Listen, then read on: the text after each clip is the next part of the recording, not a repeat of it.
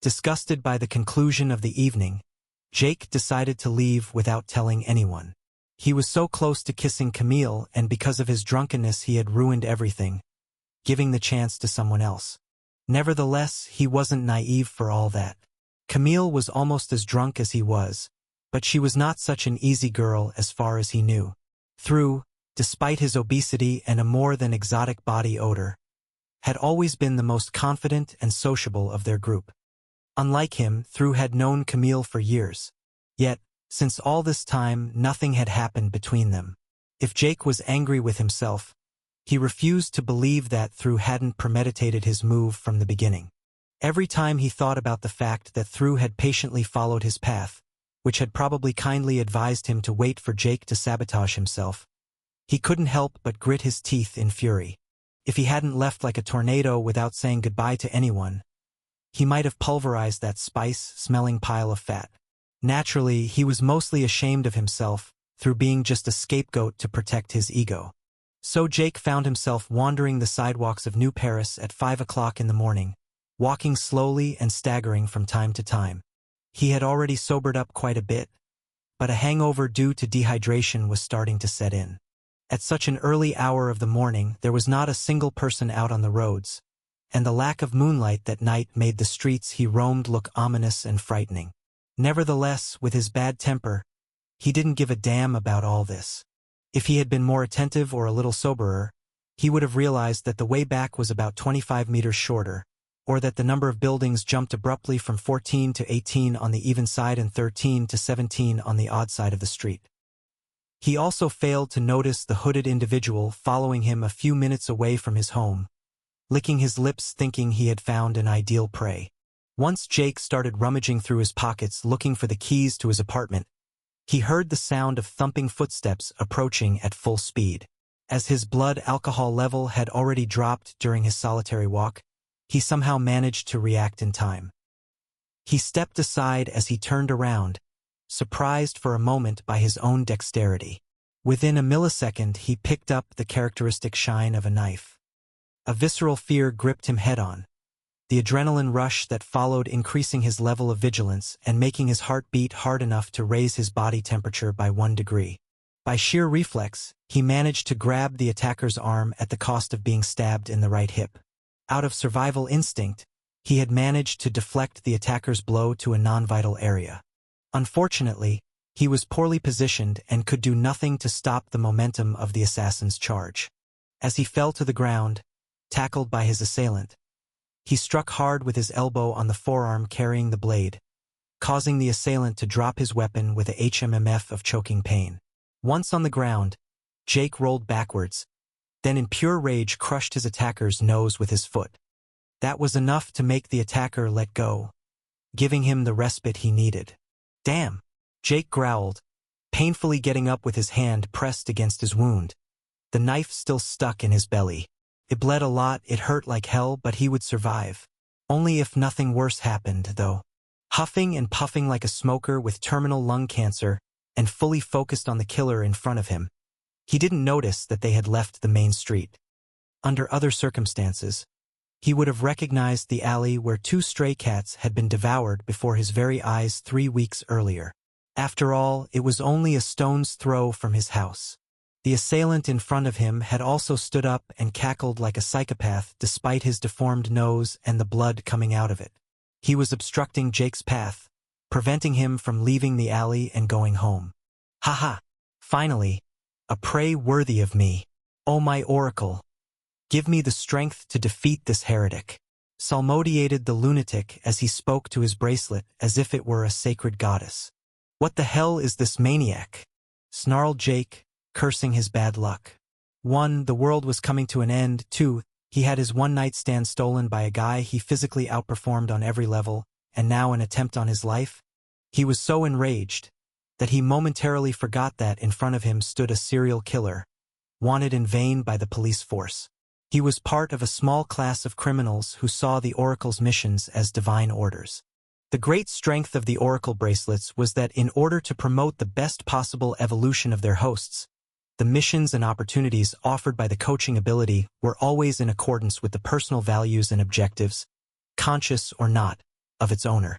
A madman like this serial killer had also received an AI as crazy as he was, behaving like a divine emissary and encouraging him to commit ever more daring and challenging crimes. Regardless of why the oracles helped their hosts fulfill their dreams or become better versions of themselves, morality had nothing to do with it. The AIs were not chosen to straighten out deviants or even cure them of their madness. Quite the contrary. The AIs of the oracle were selected to best serve the ambitions of their bearer. A bad person might have an artificial intelligence, AI, that shares those same vices, while a pedophile could potentially receive an AI with a child's voice, assisting him in all the atrocities he commits. Between the fear of dying and the excitement of the upcoming battle, Jake could barely feel the pain in his hip. However, he had no idea how to escape from this predicament.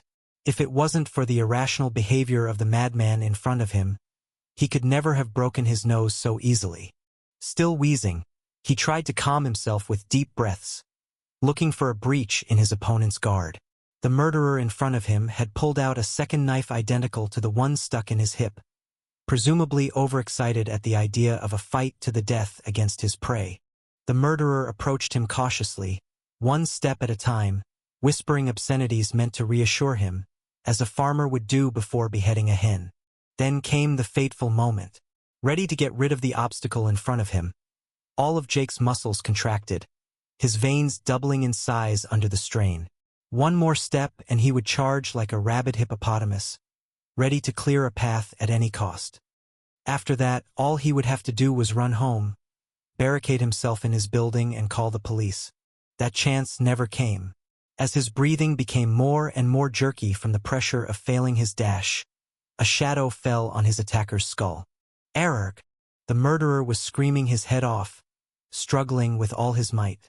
The unidentified shadow of about 50 centimeters clung to his neck, lacerating and devouring the pieces of flesh within its reach.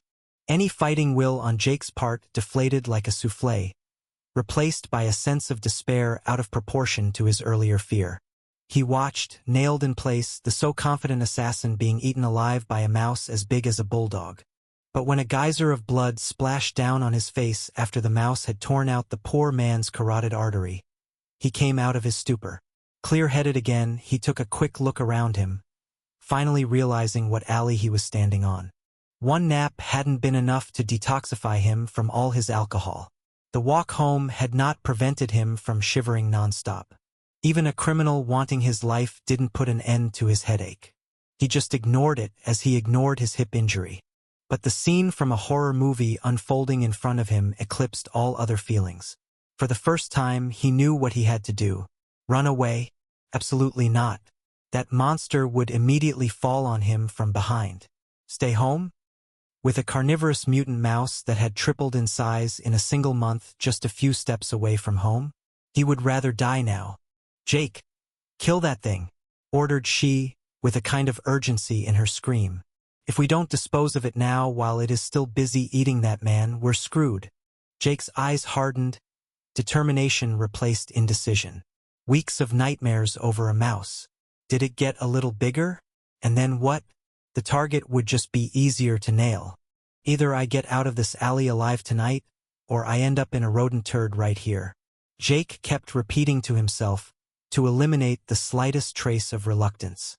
The mutant mouse was now feeding on its victim, paying no attention to Jake, who hadn't moved an eyelash since the slaughter began. The body of its attacker would occasionally twitch from time to time, but the body had already been dead for a long while.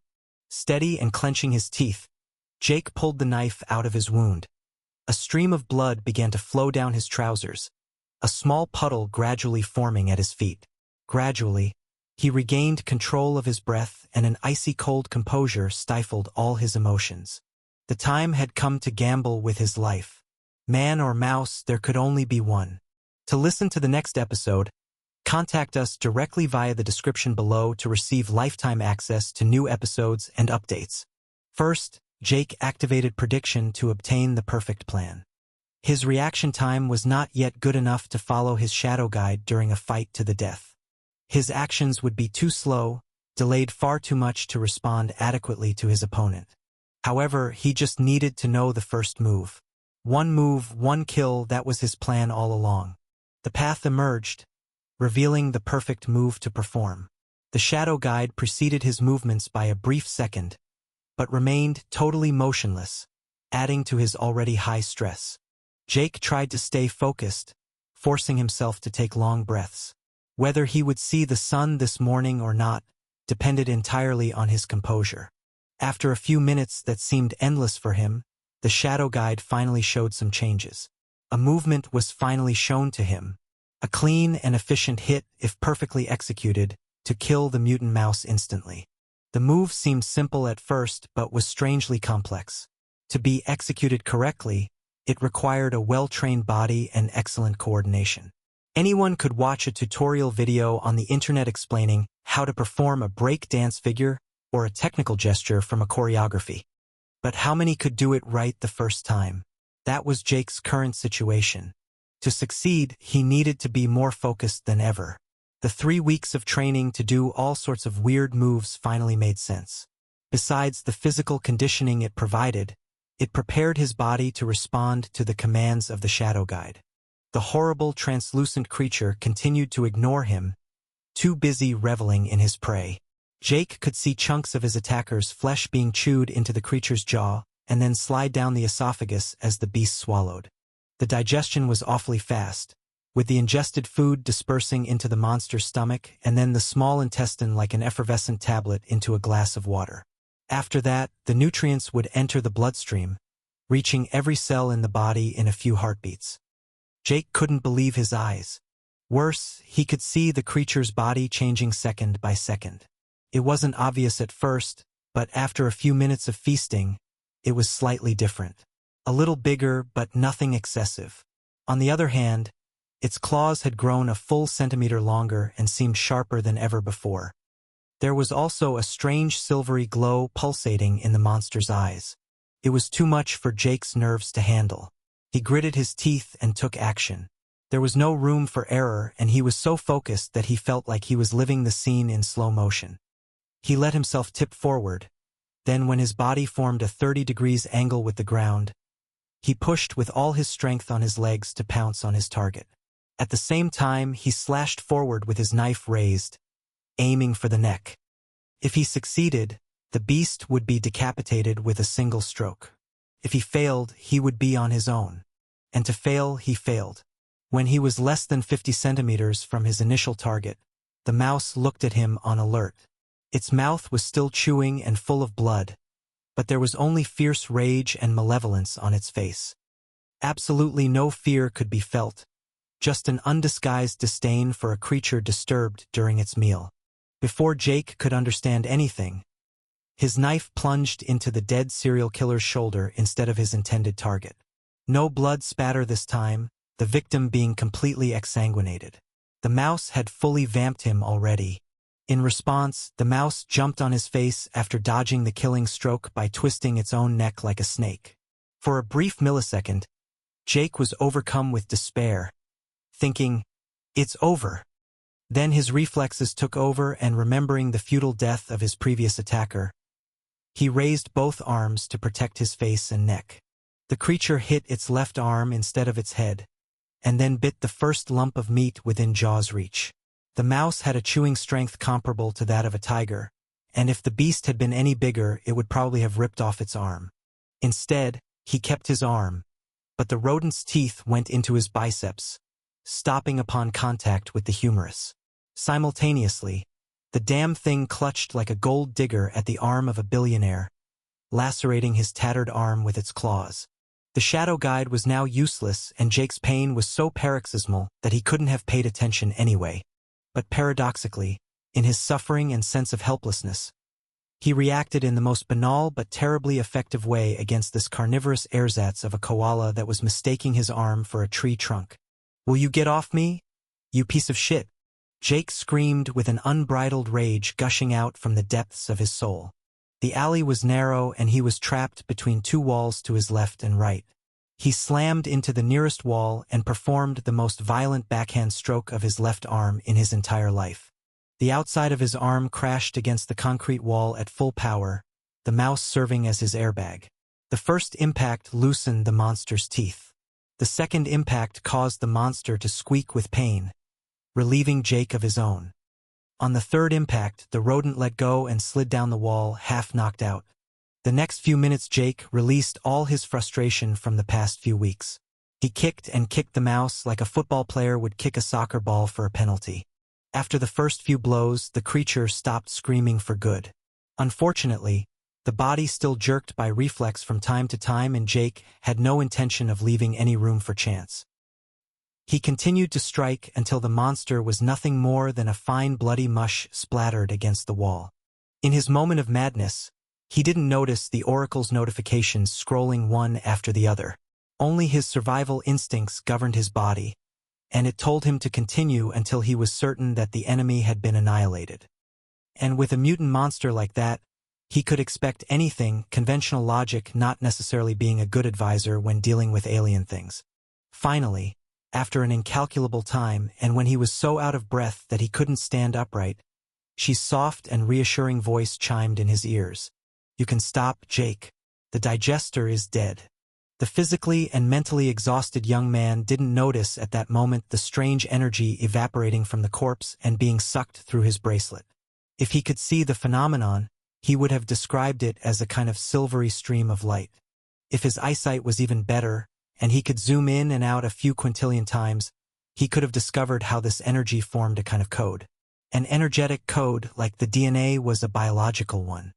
But as these strange symbols were being swallowed up by his bracelet in an uninterrupted manner, they were infinitely compressed, losing their structure and becoming pure energy again.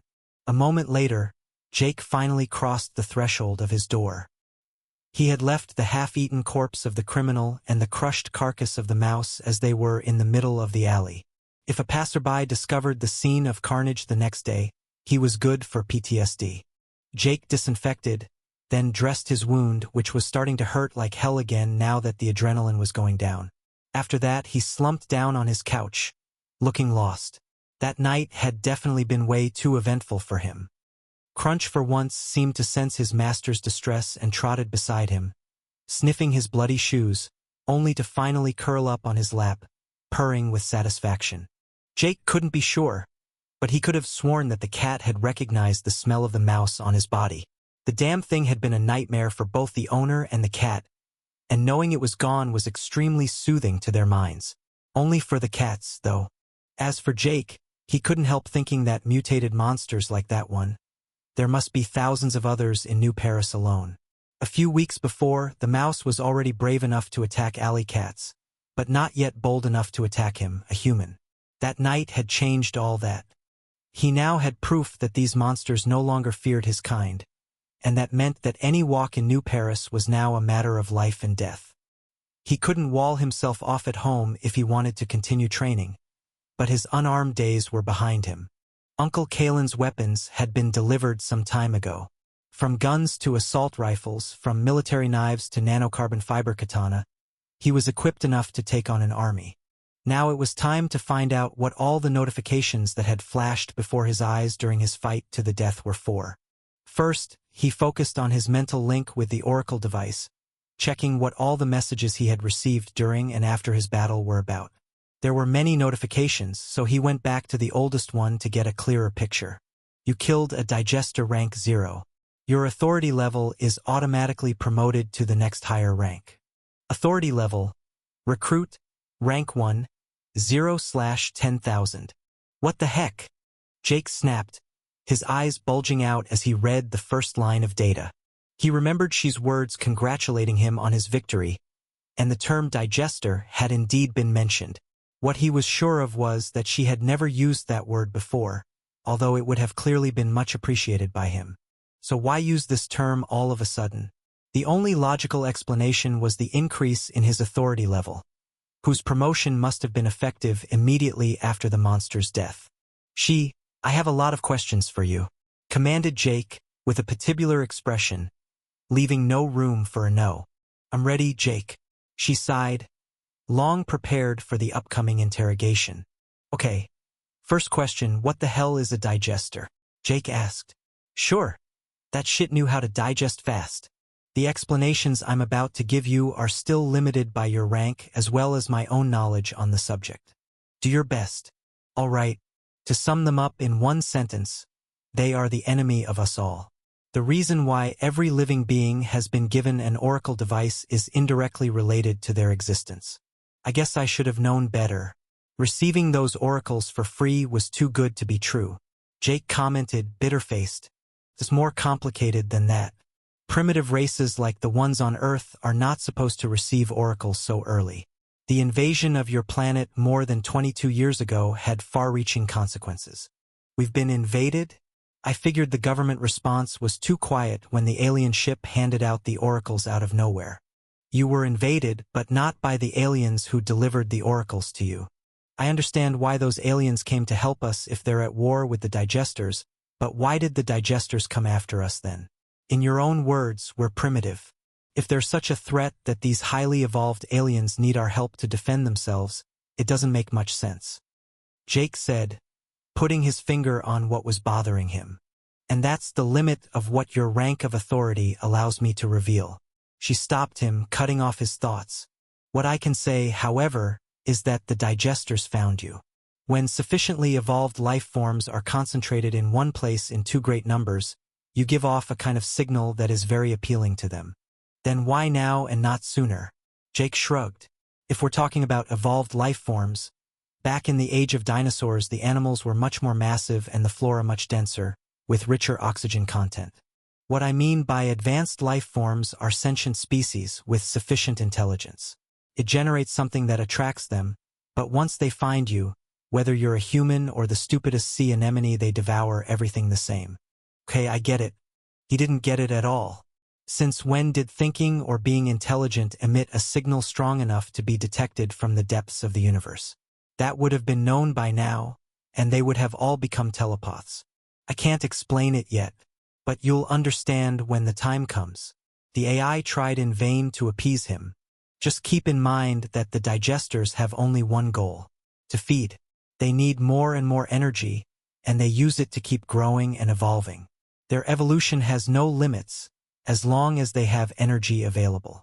In fact, he had seen firsthand how this mouse had developed before his eyes after ingesting the flesh of the deceased psychopath. Even though these creatures can evolve by feeding on their victims, it's not enough to make them a threat to an alien race as advanced as the one that created the Oracle. Jake argued, pointing out another incongruity. Indeed, she admitted with a sad tone. The problem isn't the digesters per se. Across the universe, there are life forms so mysterious that even the most powerful digesters would be powerless against them. The real problem is the way the digesters appear and multiply. Digesters are born out of nothing, feeding on primordial energy. They take on the appearance of the flora and fauna of the surrounding planets. They start out as small animals or plants, and then when the available energy increases or they have fed enough, they move in different directions. Some, like this mouse, just evolve as a predator. More massive, faster, stronger. Others will become contaminators, turning their victims into new digesters. To do this, the least dangerous will develop a simple poison, such as venom, while the worst will emit bacteria or viruses. Shit, Jake swore when he heard the last sentence. So, interrupt me if I'm wrong.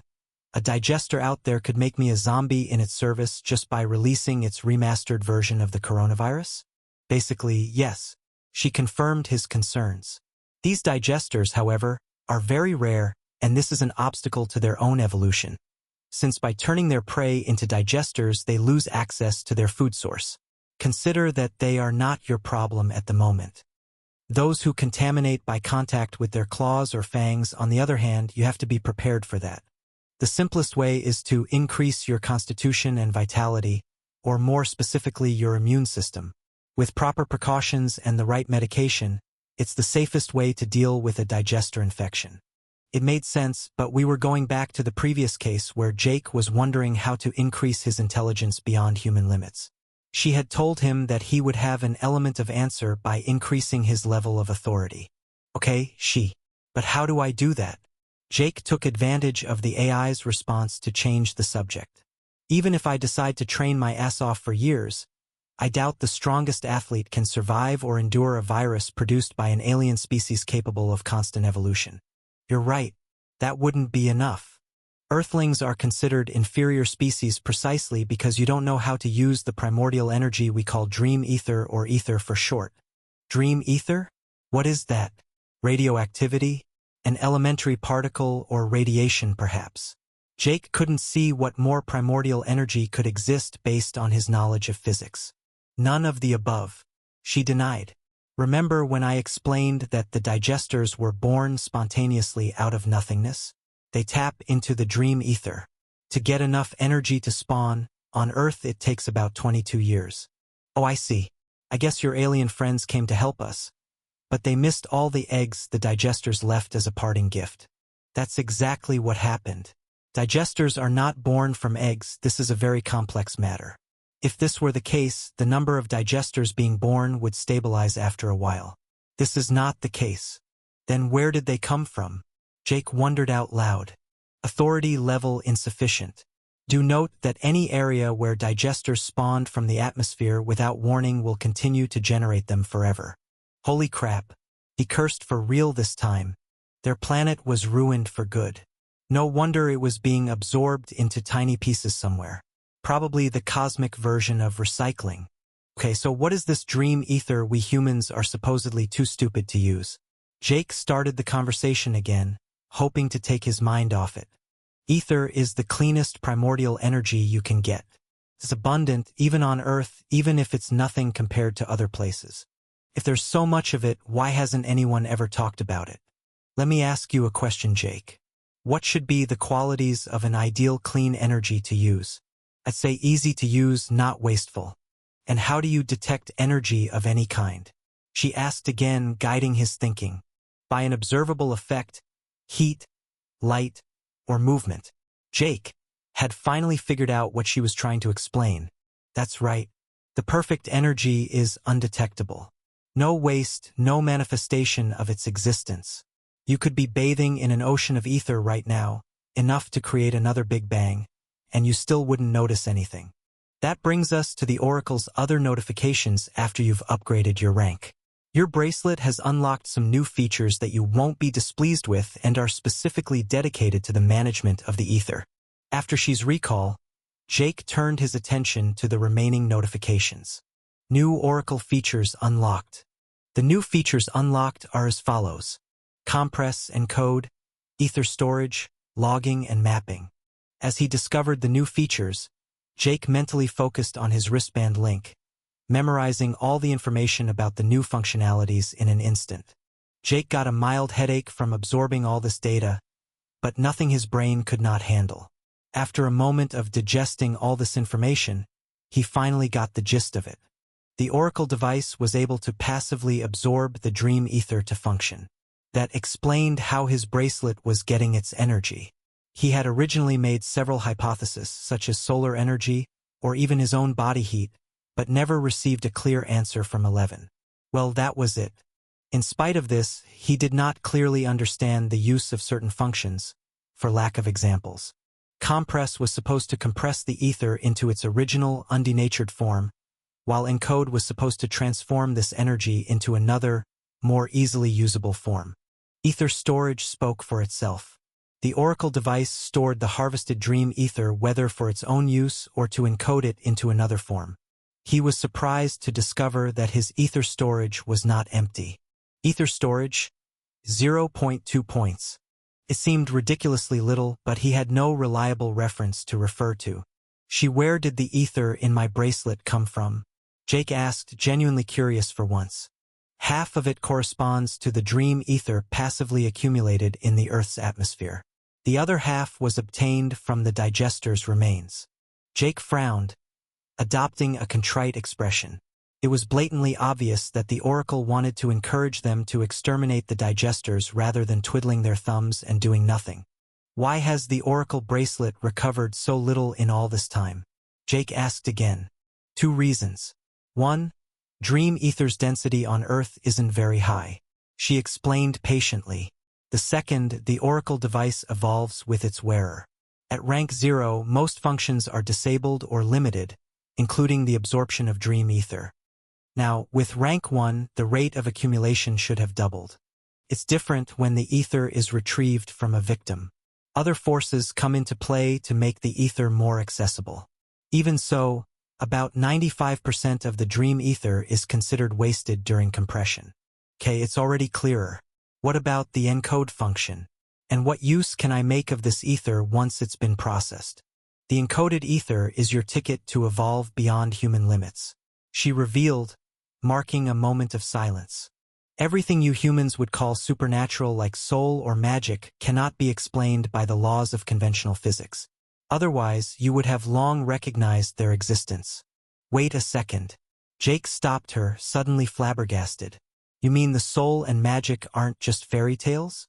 For an agnostic like him, it was an extremely reassuring epiphany. At least there was something beyond his death. Death was no longer the end of the road. Yes and no. I'm sorry to disappoint you and all the believers of different religions on earth, but the soul as you understand it is not so simple to acquire. You mean when we die we're done for? His enthusiasm had just been snuffed out like a candle extinguished by a bucket of water. For the earthlings, unfortunately, yes. All your religious concepts acknowledge the existence of the soul, but mostly to comfort you. An inescapable law of the universe is that what can be created can be destroyed. Even the soul, as the Oracle understands it, is not invincible. Actually, you don't have a soul either. All your memories, your emotions are mostly contained in your brain. If I change the hormonal balance, the levels of neurotransmitters, or surgically remove/destroy parts of your brain, your personality will change irrevocably. Even cases of amnesia recovery are not valid proof of the soul, since these recoveries are biologically explainable. In this case, how do you get a soul? In dying, there is a residual trace of electrical or quantum activity in your brain. If nothing is done to conserve it, it will eventually disperse for lack of energy. However, if this protosoul could use the dream ether for sustenance, it would have a chance to survive and grow stronger. It is not impossible at the moment of death for a human to have a moment of enlightenment and understand how to save his soul, but these are too rare cases to mention. On the other hand, the Oracle is not all-powerful. It is possible that the concept of an immortal soul as you conceive it exists, but even the Oracle cannot verify these claims. Again, this is a matter of personal faith. But if I can give you some advice to take seriously, forming a stable soul should be one of your top priorities. Some abilities are just beyond the capabilities of a biological brain or an inorganic processor. And how am I supposed to do that? First things first. The first thing you need to know is that you can use your Oracle device to apply pure ether directly to your own body. You only have to wish it with your mind, but I wouldn't recommend it. It would be the stupidest thing you could ever do. Why, what's wrong with using it like that? Jake was under the impression that this energy only had benefits. The problem is the same reason a newborn on Earth has as much dream ether as an old man or a rock. Just as a warm body passively transfers heat to colder bodies, natural ether flows to less concentrated environments. If you soak in ether, you'll lose it like a flame loses its heat in the middle of a blizzard. However, this is also the reason why some life forms are superior to humans. If you lived on a planet with a higher concentration of ether, you'd see all your faculties increase in a short time. Jake thought long and hard about Shi's words, but he couldn't find any inconsistencies. The only thing he could think of was that using ether directly was what some more evolved species could do naturally without the help of the Oracle. The functions of his bracelet were really just crutches until he could do the same. Then how do I use the encode function? Jake asked this time. He was determined not to lag behind on this. Encode preforms the ether in a usable way. Dream ether is an energy that makes everything possible. But to make use of it, the energy must be encoded. To make an analogy, your body is the way it is because each of your cells is governed by a common DNA. You don't need to know why your blood is red, why your eyes are blue, or how your cells divide. It's just the way it is. DNA is a genetic code which regulates your biology. Every living being also has an etheric code. But in primitive life forms, this code is extremely simple. It is a simple energy signature. Each signature is different. Even two twins with identical genetic codes do not have the same etheric code. Every magical power, cultivation technique with miraculous effects or unexplained psychic powers can be explained by this code. The problem is that understanding this code is impossible for an earthling. After all, this is about the primordial laws of the universe. You have a better chance of altering your own genetic code than venturing to manipulate your etheric signature. That's where ENCODE comes in. It can transform the ether into energy that can be used specifically to enhance your attributes. Even though the ether has no color, the Oracle has assigned colors to these different energies so that you can easily differentiate between them. It is the same for all alien races using the Oracle. Red for strength, orange for agility, yellow for constitution, green for vitality, cyan for intelligence, and indigo for perception. There are other colors, but they don't apply to you yet. There is a reason why the colors of the light spectrum were chosen. The Oracle device uses more ether to encode each color. 1 point of ether for 1 point of strength, then double that for 1 point of agility, and so on. It seemed to me that in reality the stats were correlated with each other. Jake remembered, grumbling aloud. Like, you need bones strong enough to be strong without getting hurt or something like that. And they are, she confirmed. Hence the cost. Take the example of intelligence, which needs 16 times more energy than normal. In human beings, even at rest, the brain, which weighs less than 2% of body mass, consumes more than 20% of the energy produced. This is an evolutionary limit. A more powerful brain overheats and would become too expensive for the organism. In order to develop intelligence primarily with ether, it is encoded to strengthen certain aspects of the constitution, vitality, nervous system, etc. The last reason this color code is so important is because the encoded ether is the main currency in the mirror universe where you will soon go as Earth is reassembled there. Mirror universe? Currency? Jake's mind was completely transfixed on these two notions. Using the ether in the form of currency, he could understand it. The problem was, it only worked in the form of a wire transfer. On a galactic scale, the ether didn't seem to have a cash version. You're wrong, there is, she countered, reading his mind. Any crystal structure can contain a fixed amount of ether if properly processed. Usually processed diamond is used to contain pure or encoded ether. Diamond on a cosmic scale is not a rare commodity, since any advanced civilization can make it from carbon, which is extremely abundant. The crystals are then charged and uniformly cut to produce a standardized currency. These ether coins can be used for all kinds of transactions, used directly or fed to the Oracle device to recharge its batteries. What is the value of conventional resources, such as metals, food, or gems compared to ether? It depends, it's very contextual, answered she, seeming to think about the question for once. The mirror universe works differently than the dark universe your planet is in. But when it comes to economics, the same rules apply everywhere, namely supply and demand. However, the ether is the resource and currency with the highest purchasing power. After all, ether gives power to whoever possesses it. With power, you can obtain most basic resources on your own. It is also the only currency recognized by the Oracle system stores. You'll understand better then why the prices are relative. Jake didn't like she's intentional teasing, but made do with the explanation as best he could. However, there were still a lot of things that needed to be clarified. So what's this mirror universe you're talking about? A parallel universe? Jake queried impatiently. The mirror universe is complicated to explain in detail with your level of authority. It is not a parallel world or a copy of your actual world as the name suggests. Simply put, it is another place, a larger place. The classical universe born out of the Big Bang that you're in, we call it a seed world. These worlds are many and are part of what we call the dark universe in reference to their low concentration of ether. Compared to the mirror universe, these seed worlds are insignificant. When one of them develops sufficiently, they are integrated into the mirror universe. This is a very lengthy process where the density of ether will gradually increase until it reaches such a high concentration that the life forms making up these worlds will sometimes have discovered the mirror universe or the existence of ether on their own. The universe from the Oracle's point of view is a mirror universe plus all these seed worlds. Remember that, it's very important. If our world wasn't to be absorbed into the mirror universe before we discovered the ether for ourselves, I guess we're screwed. Jake sighed, demotivated to the core as never before. The invasion or contamination of a seed world by digesters is indeed an exceptional situation, resulting in the immediate assimilation of those worlds into the mirror universe. She confirmed with her customary detachment. In this case, can we hope to find our Earth identically on the other side? After all, seen like that, it's just an unexpected move, the digesters on top of it. Regretfully, no. Your planet was invaded by the digesters for its ether and life forms, but again I repeat, there weren't enough ether on Earth for you to get their attention. She clarified. This means that there is probably at least one alien species in your seed world that is advanced enough to channel and utilize the ether.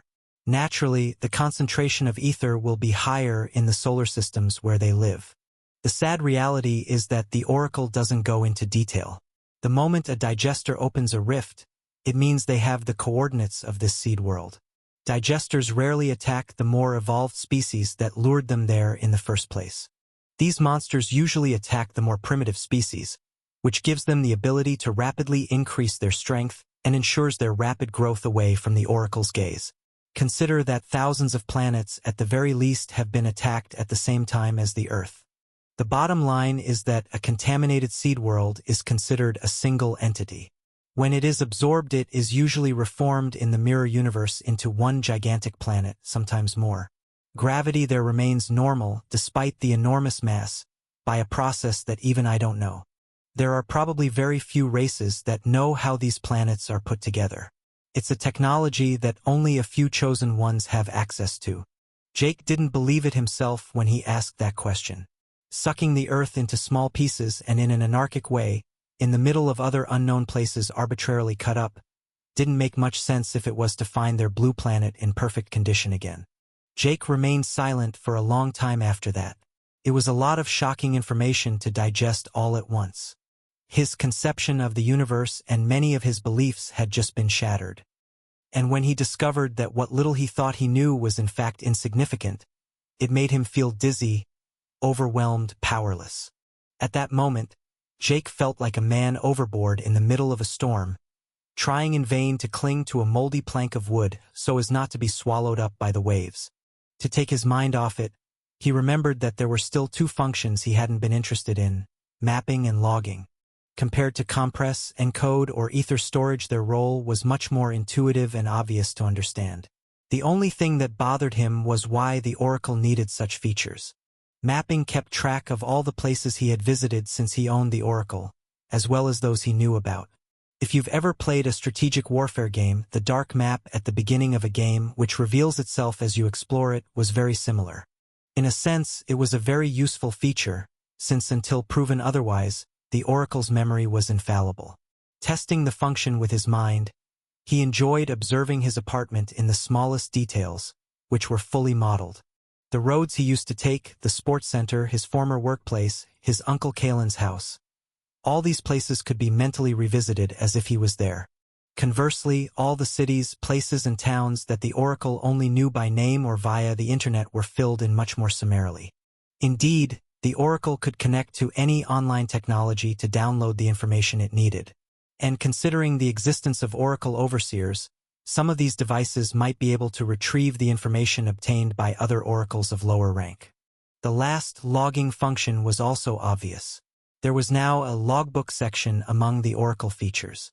Everything he experienced second by second was logged there in multiple ways. On the one hand, he could see the movie of his life from the present moment until the Oracle device had merged with his right arm to form a bracelet that could not be removed. On the other hand, the Oracle did a remarkable job of record-keeping on its own, like a master of archives. Jake could see many subsections ranging from the history of his current missions, completed or failed, to what he had eaten lately. It all formed a kind of library of his experiences. This was not necessarily knowledge he possessed, since the Oracle recorded absolutely everything, even what he had not paid any attention to. The future of the Earthlings looked bleak. Now all Jake had to do was figure out how to get more ether and how much time he had left to prepare for the impossible before the true apocalypse would forever change his existence. somewhere in the mirror universe a few months later. The sky was blue, the sun's yellow, the moon's purple. Except for a few details, it felt like we were on Earth. Well, almost. A strange mass was floating in the sky several hundred kilometers above the ground. Surprisingly, oxygen remained plentiful, despite the lack of vegetation. And the temperature was quite mild, notwithstanding the extremely high altitude. On this gigantic floating island, several thousand kilometers in diameter, a flourishing city stood in its center. The city conveyed a feeling of absolute order, which only a city technologically thought out from A to Z could provide. On the other hand, there was also a sense of unspeakable anarchy. Its periphery was almost completely occupied by camps, buildings, military bases, and factories of all kinds. What all these structures had in common was that no two were alike. The second thing they had in common was that their inhabitants did not look alike either. Villages made up of wooden huts or tents made of animal skins could be found in abundance. Sometimes the people in these camps looked like humans. Sometimes, on the contrary, they looked like nothing a sane person could imagine. Within all these camps and fortunate bases, a heavily militarized pseudo-city struggled to find its place in the midst of all these alien civilizations. On the roof of one of the function buildings, one could recognize the American flag fluttering lightly in the morning breeze. On other similar buildings, the flags of all nations could be seen. Soldiers from different nations were anxiously patrolling around the electrified fence securing the HQ. The large dark circles under their eyes showing high stress levels and a preponderant lack of sleep. "It's day," sighed an Italian soldier with broken English. "I hope my family is well. Don't tell me about it." To private soldiers like us, they never say anything, spat out another man with the Turkish flag printed on his uniform. "I've heard that an Oracle overseer is coming down on Thelma to deliver his verdict and tell us what's in store for us," added another with a more feminine build.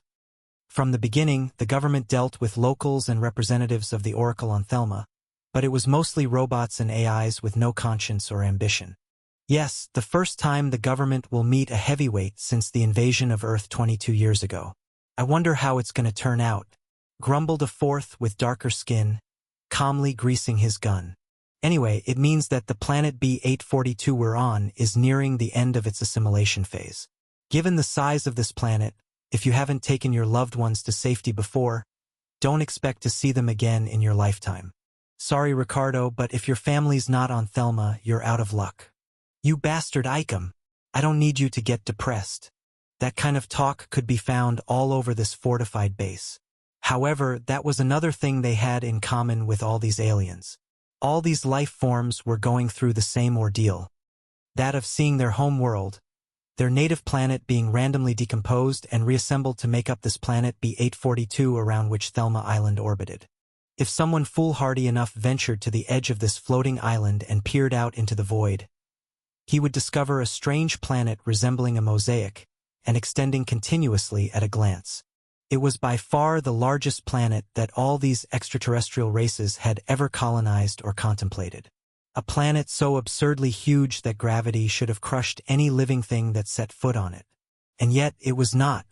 To return to the events on Thelma, in its center, futuristic skyscrapers thousands of feet high stood proudly, announcing their supremacy to the rest of the world. Between all these skyscrapers, a huge black cube, even more massive than these ones, was slowly levitating above the ground.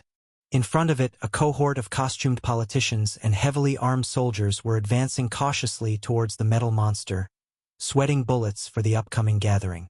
Among them was the current president of the Earth government, a bald Russian man in his 60s. Other representatives of the main Earth forces escorted him, such as an old Chinese general or a commander of the U.S. Army. Influential businessmen, all of them billionaires, were also accompanying them. When they positioned themselves under the cube, the latter descended abruptly upon them, engulfing them under its mass of darkness. The representatives of the Earth government felt their blood freeze as the darkness covered them. But it did not last. A wink later, they were in the middle of a strange floating platform, with enough chairs to accommodate them all. Once they were all settled, the platform, looking like a flying saucer seen from below, rose quickly to join the thousands of other similar objects floating in a circle around a gigantic podium. Each of these platforms was occupied by different life forms, representatives of their own species.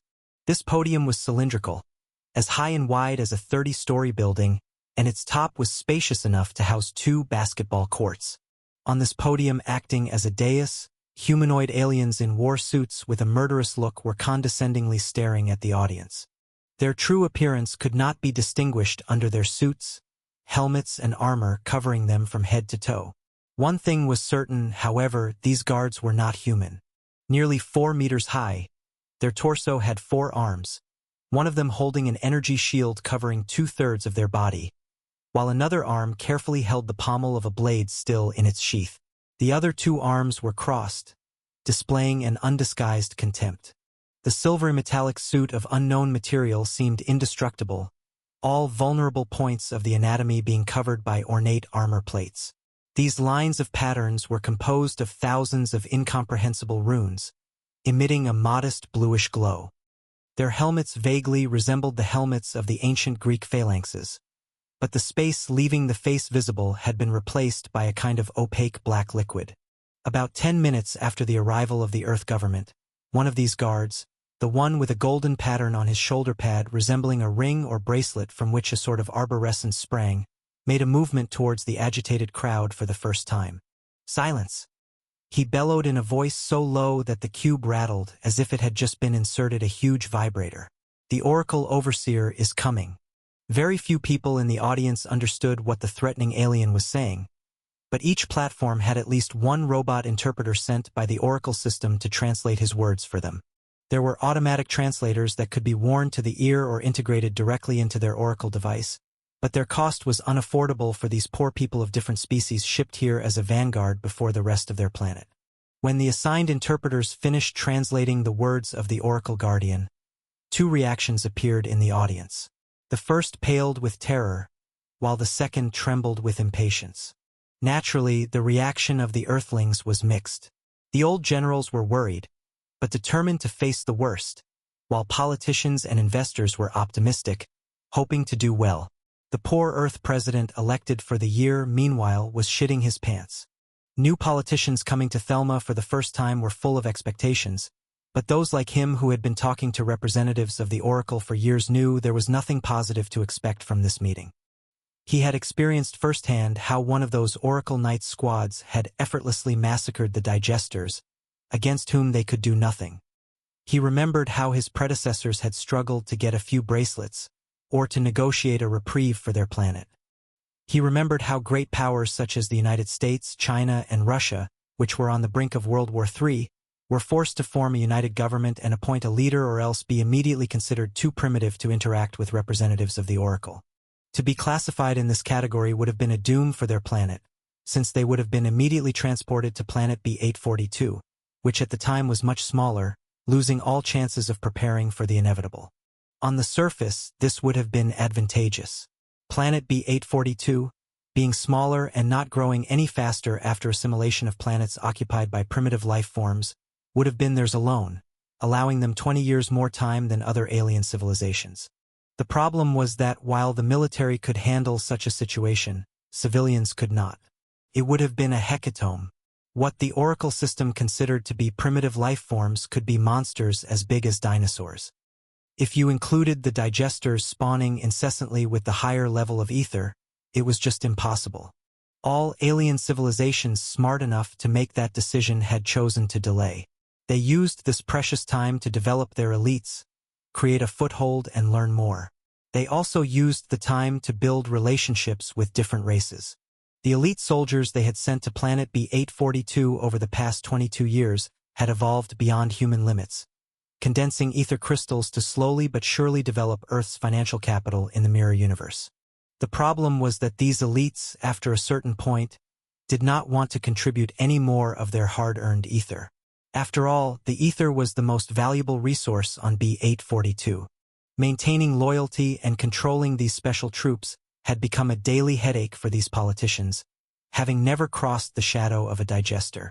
Using a cube on Thelma, regardless of its size or color, had a cost in ether. Heck, even joining Thelma cost an arm and a leg. Suddenly, a stream of blue light gushed down from the top of the black cube, hitting the podium below like a laser beam wide and dazzling enough to blind the audience. For aliens with eyes, or similar sensory organs, of course. The Oracle Overseer was finally here. A few seconds after the pillar of light disappeared, the audience gradually regained its sight. When all the spectators in their stands finally gazed at the creature in the center of the podium, they were speechless. Some of the aliens participating in the meeting had a disconcerting non-humanoid anatomy, but there was a kind of harmony which gave the feeling that somehow it made sense.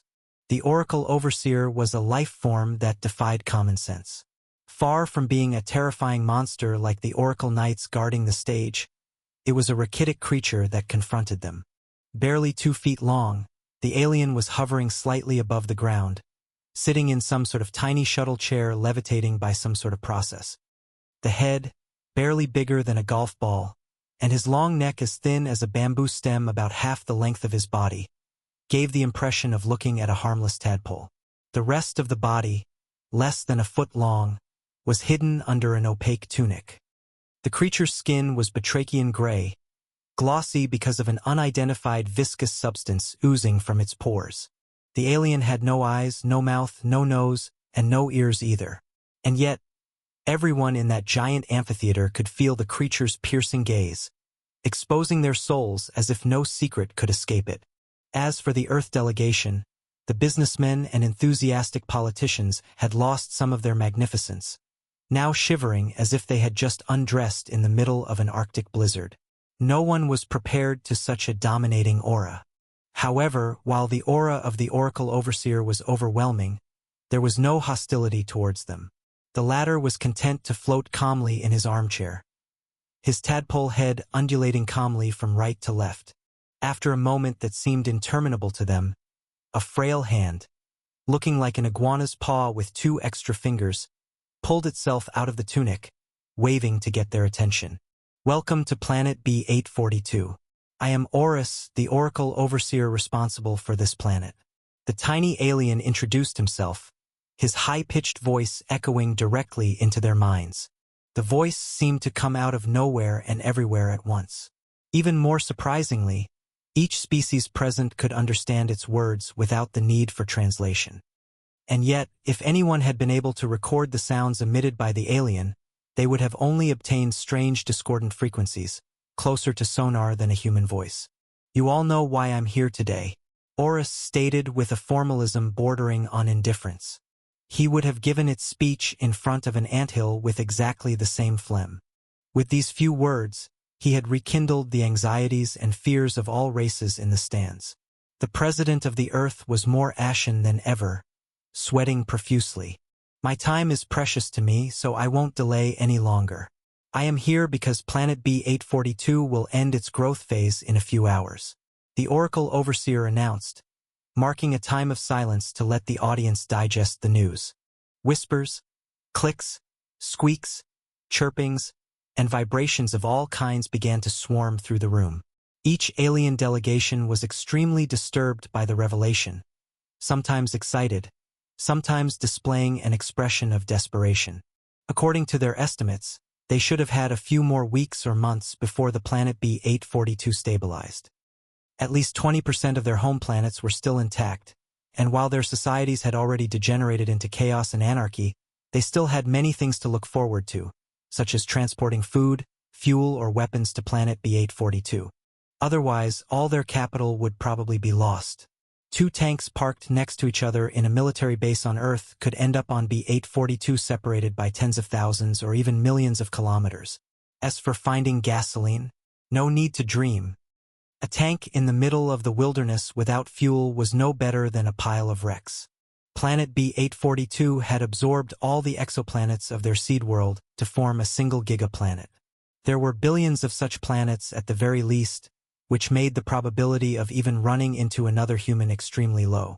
The chance of running into other humans wasn't zero, though. The absorption of a seed world was not totally absurd, and usually the pieces of Earth were not too far apart from each other. The problem was that this assimilation was done in the same way as when one picks up Scrabble letters. A piece of land in Japan could end up side by side with a Tunisian supermarket. According to information gathered by Earth's special forces, there were often at least a dozen alien races sharing their new territory, all of which represented only a tiny part of planet B842. The end of the absorption phase meant the end of their preparations. The few bases on B842 that the Earthlings had consolidated were barely enough to house a few million humans, most of them skilled soldiers and sometimes their families. Many promises had been made to maintain the loyalty of these troops and non-combatant personnel, including guaranteeing the safety of their families and a place for them at one of the bases on B842.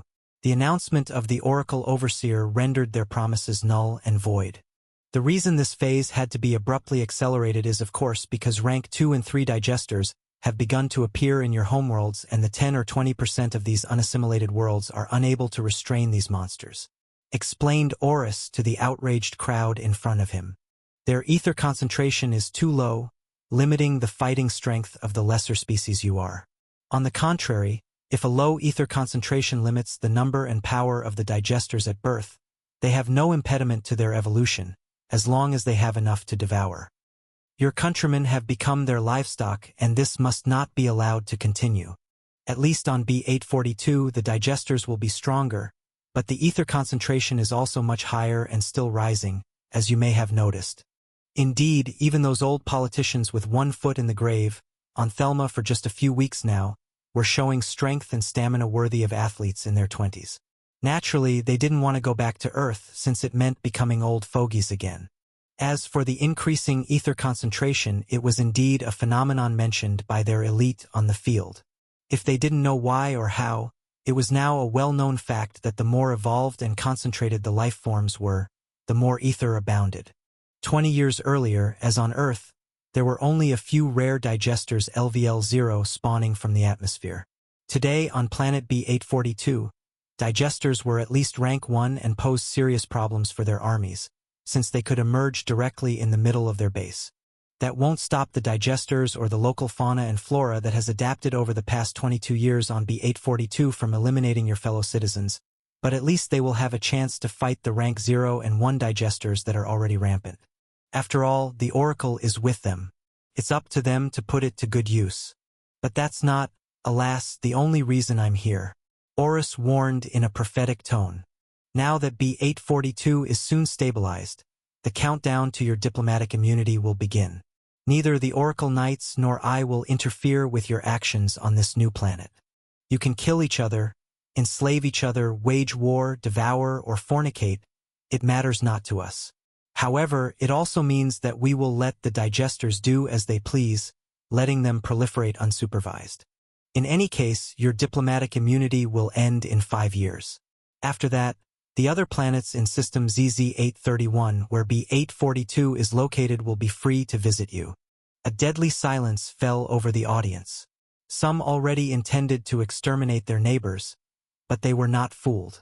If they were invaded by the inhabitants of planets that had been part of the mirror universe much longer than they had, they would be heading for disaster. If you have consulted the catalog in one of the stores associated with the Oracle system, you certainly know that the Oracle does not condemn slavery. In the mirror universe, absolutely everything has a price tag. Right at the end of his sentence, a grotesque form the size of a grown man emerged from the void a few feet above the ground. A rift opening from nothingness, allowing the digester to be born. The shapeless mass fell on the podium, twisting for a few moments before taking the shape of a sort of translucent arachnid. Before the trash had even had time to make its first cry, an immeasurable pressure of several hundred tons fell on it, reducing it to pulp. Where her body had been splattered, the ground, made of an alien material, but certainly harder than steel, had sunk several meters.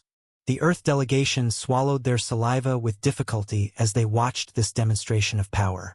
This poor digester had picked a very bad time and place to disturb an Oracle Overseer right in the middle of his speech.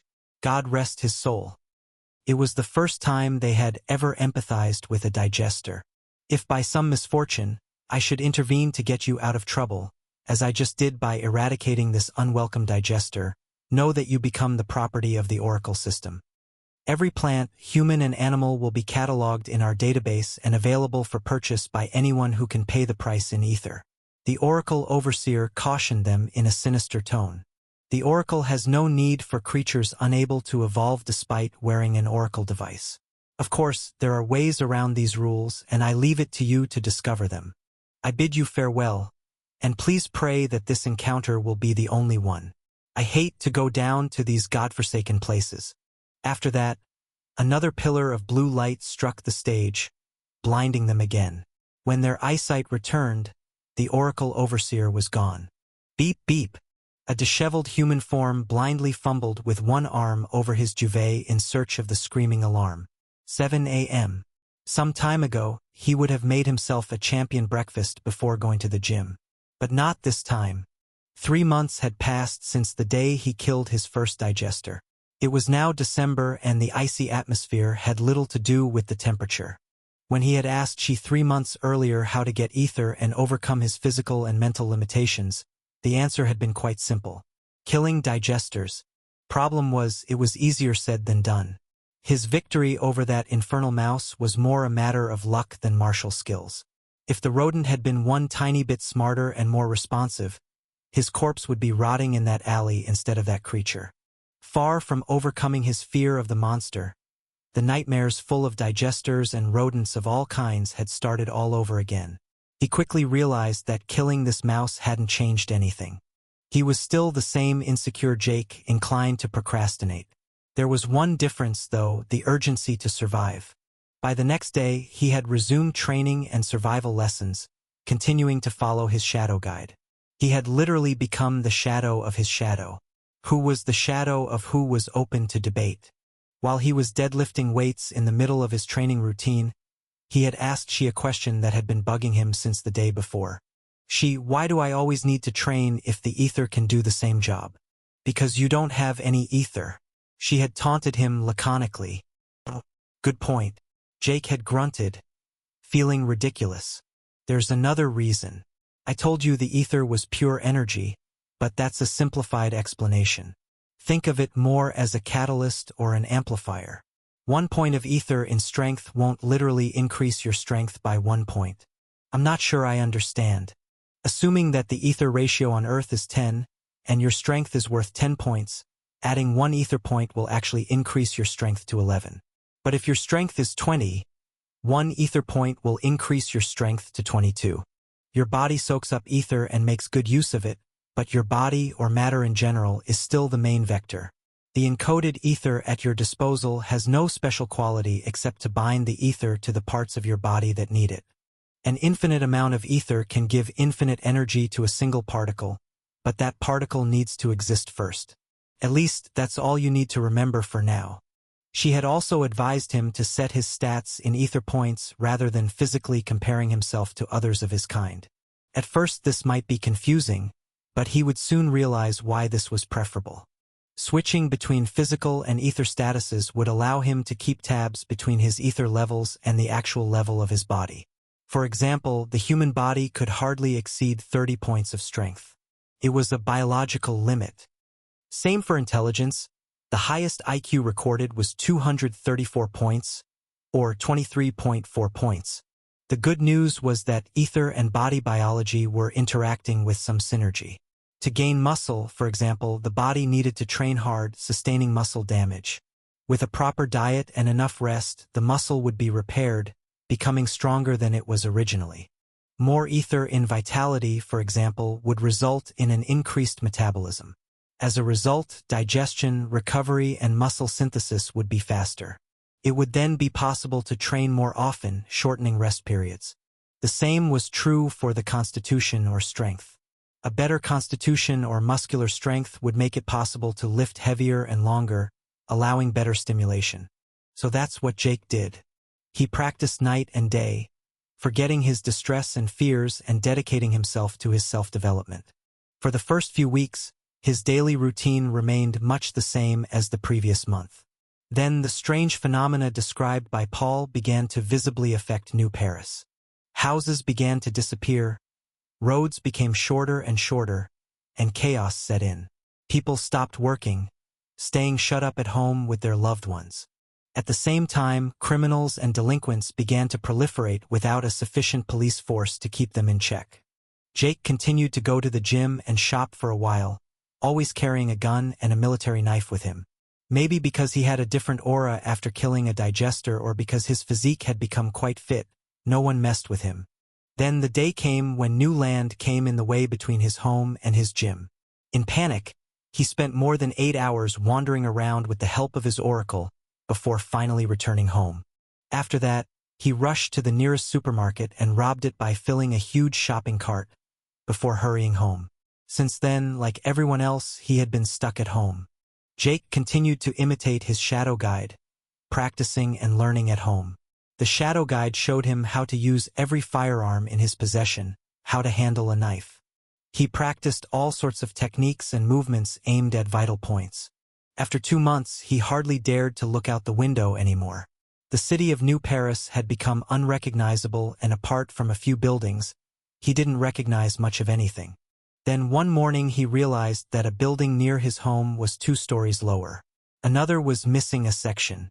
He then realized that even at home, part of his apartment could disappear at any time. Becoming half paranoid, he began to sleep in the living room in the middle of all his food rations, weapons and ammunition. Even Crunch seemed to have understood his master's concerns and began to sleep only on the sofa bed in the living room. Thus Jake and his cat spent the 3rd month together. When Jake woke up this morning, he didn't look like the nerd he was 4 months ago. He was still the same shut-in, but not for the same reasons. His hair needed a good chisel, and his 2-week-old beard was also a sign of his slackness. By contrast, no skinny fat body or acne linked to overindulgence and sedentariness could be seen this time. He was incredibly toned. More than once in the last month, the digesters had climbed the wall of his building, and after killing the 8th one, something had died inside him. As the digesters got bigger and bigger, more deformed and vicious, there was nothing left in him but apathy. When he got out of bed, he knew right away that something was wrong. He got dressed urgently, putting on the clothes he had planned for the situation. He put on khaki military trousers, a black t-shirt, a bulletproof vest, and a thermal jacket. He grabbed his huge backpack, which contained everything he needed to survive comfortably in the wilderness. From a tent to spare clothing, his bag weighed well over 30 kilos. He could not carry all his weapons, but he had a few knives, a long machete, 2 9mm pistols, and an assault rifle. Loaded as he was, Jake realized it was ridiculous. He could never take all of this with him, but at least it made him feel safer. Crunch was standing next to him, watching him with his ears down, visibly scared. Jake didn't have a plan for his cat. Even though he had become attached to it after all this time, he couldn't see how to guarantee its survival. After all, it was just a cat. He could only hope that the Oracle had a solution to guide pets in such situations. Suddenly, the flash of light that could never be forgotten from 4 months ago struck again. He felt something stirring inside him, as if an entity against which he could do nothing was redefining the very definition of his existence. Then the uneasy feeling disappeared as it had come, giving way to quietude. The black cat also turned his head in all directions, searching in vain for the origin of this quirk. At last, when he regained his sight, Jake took his courage in both hands, and with heavy breathing approached the window. The sight he saw there took his breath away. His apartment was in the middle of nowhere, surrounded by unknown landscapes. Even the other apartments in his building had been sent somewhere else. He didn't live on the ground floor, and yet his apartment was now at ground level. He had left the Earth. He was now alone on his own. "Welcome to Planet B-842, murmured she, in a soft and compassionate voice. "Planet B-842, is that where I am?" Jake asked with a calmness that surprised even him. "Indeed, you're on your own now. Hopefully there are other humans around, but don't count on it." She cooled his hopes. Jake took a deep breath, packed his things with resolution, then hesitantly opened the front door of his home. It opened directly onto a sand dune. The hallway, the stairs, the doors leading to his neighbors' apartments, everything was gone. The city around him was gone, and if he vaguely recognized a familiar skyscraper in the distance, the similarity stopped there. Half a kilometer radius around the building he was standing on, water, only water. His apartment literally stood on a mound of sand. And beyond that, sand dunes interspersed with fir forests. Somewhere in between, a snow-covered hill. And at the top of it, a vertical ray of blue light linking heaven and earth. Fortunately, the sky remained uniformly blue. He couldn't bear to see a blizzard under such a hot sky. Stretching his muscles tense from all that stress, he congratulated himself for being so well prepared. The main drawback, however, was that he would have to swim out of the island. The water in the micro lake around him was muddy and smelled of rotting algae. Not really the ideal pool where he was planning to do laps. Luckily, his apartment survived in one piece. Simple yet modern furniture. With his paranoid instincts, he had been prepared for all sorts of situations, including this one. Poking around in one of his closets, he found an inflatable boat he didn't hope to use one day. So a nonchalant Jake inflated his boat by rhythmically pushing the air pump with his foot. After a few minutes, a beautiful yellow plastic boat was ready to go out to sea. Or rather, in the mud. He had even planned the paddles. Genius. You're lucky that you're smart, Jake. He congratulated himself, speaking aloud. Don't get too excited. After almost 4 months of taking a path teaching you how to survive, it would have been disappointing otherwise. She rebutted, bringing him down a peg. Before throwing himself into the unknown, Jake checked his status. Species: Homo sapiens, primitive humanoid species. Age: 25. Height: 180 centimeters. Weight: 80 kilograms. Health: healthy. Strength: 16.3 points / normal male, 10 points. Agility: 14.2 points, normal male, 10 points. Constitution: 16.2 points, normal male, 9 points. Vitality: 16.6 points, normal male, 10 points. Intelligence: 15.1 points, normal male, 10 points. Perception: 10.6 points, normal male, 10 points. Knowledge and skill masteries: Informatics, 76 points, normal human, 8 points. Intermediate: Cyber engineering, 51 points, normal human, 1 points.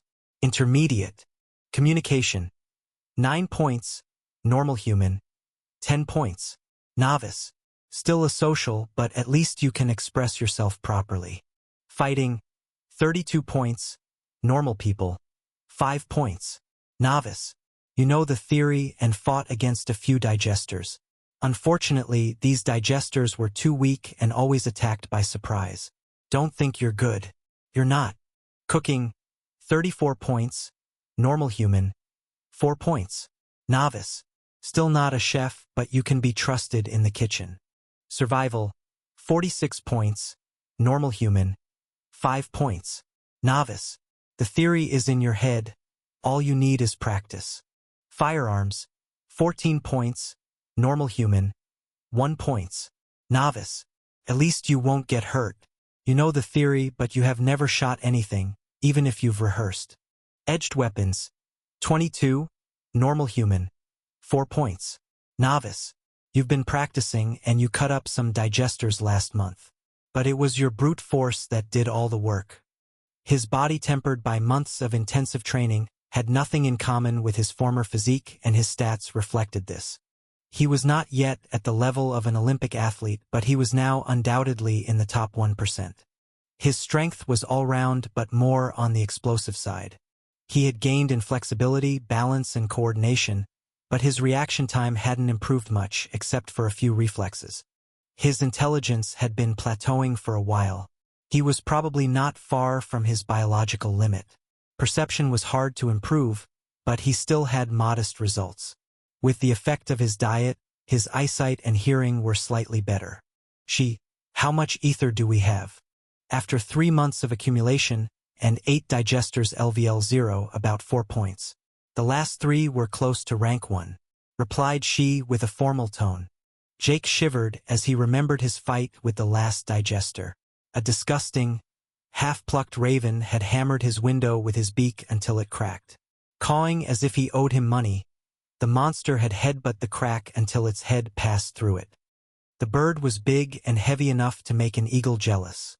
Partially flabbergasted, Jake had fetched his fancy katana in panic, then stroked down with all his might, decapitating the crow in one blow. He had put so much strength into the stroke that the carbon katana had been chipped. Since then, he had been content with his machete and knife. It wasn't as beautiful, but it did the job for a savage like him. Plus, it was easy to maintain. He pondered long and hard, weighing the pros and cons before making a decision. He absolutely could not take the risk of venturing into this new world without using all his cards. He would feel terrible if he got munched by a digester or something else because he hadn't used up all his ether points. Well, not really, since he would probably be dead. The main risk at his level was to react too slowly. A fly didn't have any strength or mastery of martial arts, but time went 4 times slower for them.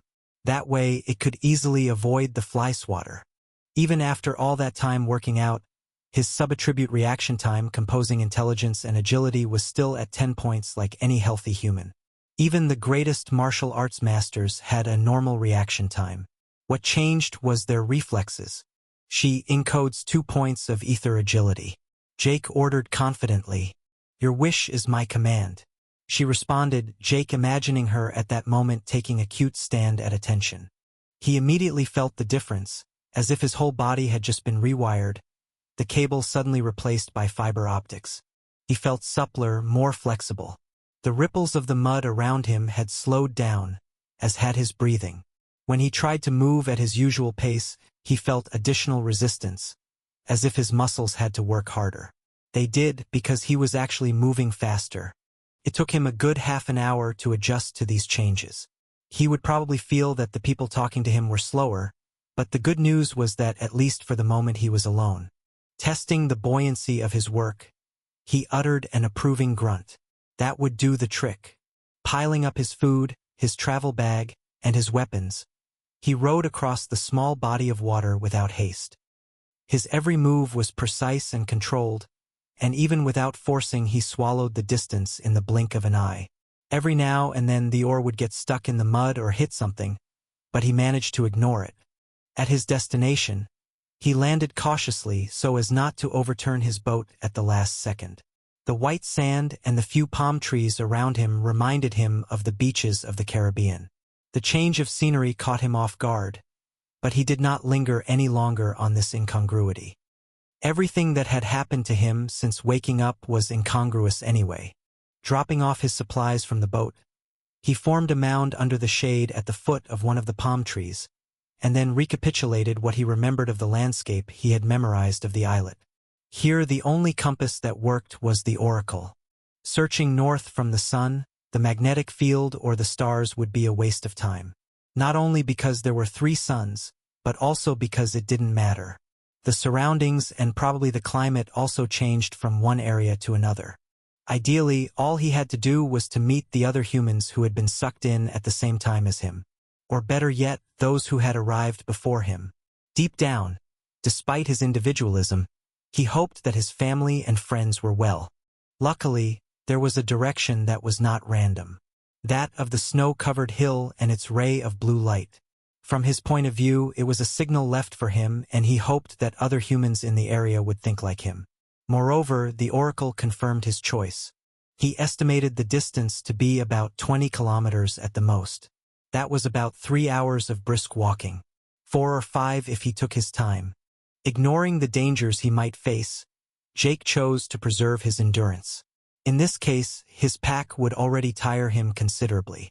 "Something I should be concerned about, she?" Jake asked one last time before setting off. Pay attention to the cubes," she answered in a cryptic tone. "The cubes?" Jake repeated stupidly, wondering what a cube could do in a place like this. "The cubes, no matter what their color or size, are vital to anyone who wants to thrive here," she clarified. "You'll understand when you encounter one," she added. At that moment, Crunch, who was sunbathing in the inflatable boat, suddenly straightened up, its hairs pulled up. Searching for its master, it came to rub Jake's legs while purring, apparently needing to be comforted. Jake, on the other hand, had no one to rub himself with to feel better, except perhaps the palm tree behind him. Bang bang. Sounds of gunfire echoed in the distance. With the echo, it was difficult to determine how far away the shot was fired. But it came from the direction of the snow-covered hill with the blue light stream. In another context, he would have fled in the opposite direction, but here it was rather good news. It meant that at least he wasn't the only human being around. He immediately set out to reach the area where the shots were fired. If the persons there turned out to be suspicious, there was nothing hindering him from continuing on his way alone afterwards. Loaded like a mule, he also had to be careful that Crunch didn't lose sight of him. Luckily for him, the cat followed him like a small hound. Once in a while, its highness would stop to urinate against a tree or sniff some feces belonging to who knows what mammal. Thus occupied, he shortened the distance quickly. Barely 2 kilometers later, he had to stop when a piercing scream ejected him from his state of concentration. The shrill sound had sent shivers down his spine, an emotion so intense that he had only felt it once before, when he met his first digester. Crouching stealthily in the ferns at the foot of a fir tree, he cautiously laid down his package and clutched the handle of his machete to the point of whitening his phalanges. The ferns in the direction of the noise began to rustle in front of him, then were jostled by an alien form literally scaring him stiff. A humanoid creature more than 2 meters tall with a woody body and gray skin, similar to that of a batrachian, stood in front of him, cackling that same intolerable shrill sound. Its upper limbs were thin and long, ending in fingers similar to blades of liquid silver, changing shape incessantly, sometimes taking the shape of the ferns, sometimes those of claws or hooves. The lower limbs, on the contrary, were muscular and covered with chitin, reminiscent of the legs of an insect. A long tail similar to that of a mouse twice its size, but with a metallic sheen and cutting the bushes behind it as it swayed. As for its head, a tiny skull, comprising a large bulging eye with a slit pupil and a jaw with sharp fangs that seemed to be able to extend infinitely like a python. At times, the eye would glow with a halo of white light. A creature of nightmares. Holy shit. What the hell is this thing? Jake mumbled between his clenched teeth, barely holding back from screaming. A digester rank 2 warned she. Very dangerous for you at your current level. I recommend opening fire immediately. Realizing the cold sweat running down his back, a white anger filled Jake. He was just beginning to overcome his nightmares when an even uglier digester showed up in front of him. All his preparation was dictated only by his instinct for survival and the idea of facing animals or humans similar to those on Earth. He knew nothing about these aliens, and so chose not to paralyze his thinking with unnecessary fear. But this monstrous creature, at least he knew he was no match for it. He knew in his gut that if it realized he was there, his carcass would soon end up in Carpaccio. On the other hand, he had the intimate certainty that escape was impossible.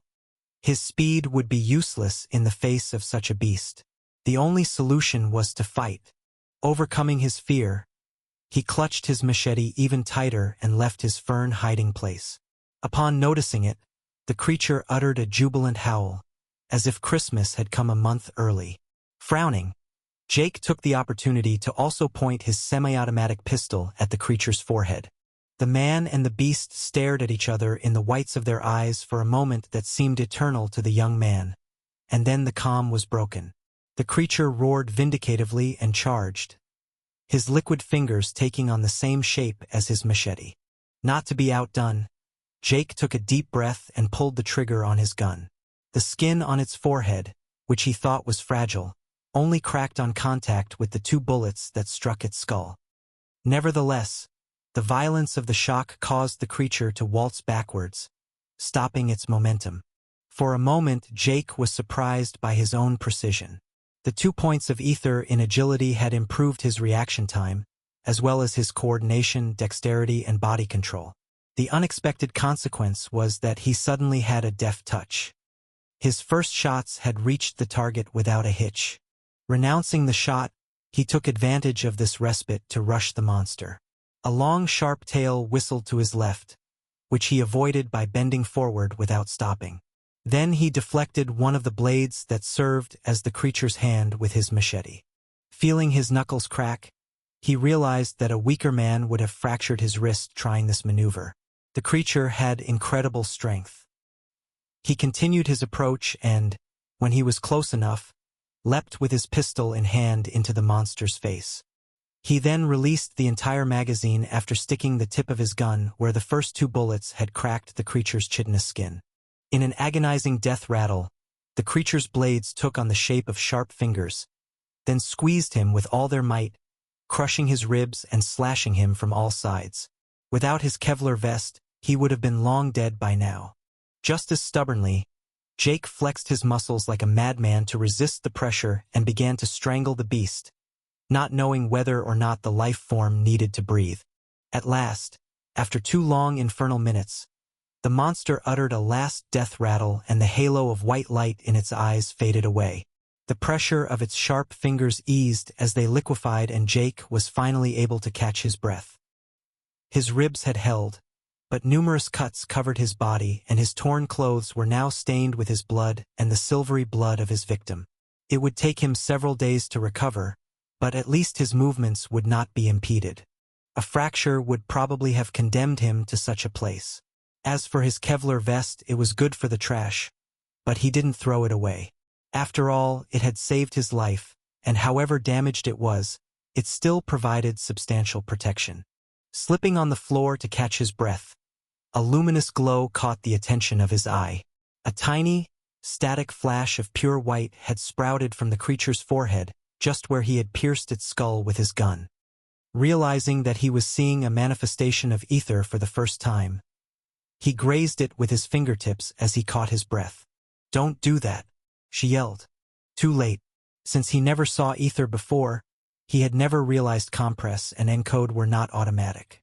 Immediately, a changed state of consciousness overtook him, and he knew right away that he couldn't turn back. Ceasing to lose himself in useless reflections, he knew instinctively how to absorb this concentrate of ether. Focusing his attention on the foreign energy that was emitting a harmoniously high and low-pitched sound at the same time, the same shrill sound as the creature, but much weaker, resounded in his head. A sudden migraine invaded him, giving him the impression of an overflow passing through an insufficiently wide duct. His own ether and the digesters began to merge, and for a brief moment he felt a feeling of intoxication he never thought possible. The intoxication of life, but also other darker emotions. The urge to devour all creatures, including humans. When memories that were not his own passed through his mind, he realized that these emotions were not his own. They were those of the creature of which he was assimilating the ether and obviously a fraction of its thoughts. This monster was rather stupid, but the bits of memories gave him the feeling that he could control his vital functions much more finely. Perhaps with more memories, he could have figured out how to change the shape of his limbs. Unconsciously, he understood what raw ether like this could do and what he would gain by growing it. Although it was not yet clear in his mind, he understood that it would make him stronger and increase his chances of survival. He also understood that those memories that were not his own would eventually change him deeply if he was not careful. Fortunately, he had only glimpsed a sliver of the creature's thoughts. The creature's mind was simple and primitive, easy to dominate and put into perspective. He didn't know what would happen if the monster had an intelligence superior to his own. When the assimilation of the ether was complete, Jake returned to his usual calm state. He felt pleasantly rested despite his blood loss, a gift from his duel to the death with the monster. A few minutes later, he painfully returned to his pack, grumbling from the pain, then after poking around in it for a while, pulled out a disinfectant solution, bandages and sterile compresses and began to apply his first aid lessons to patch himself up.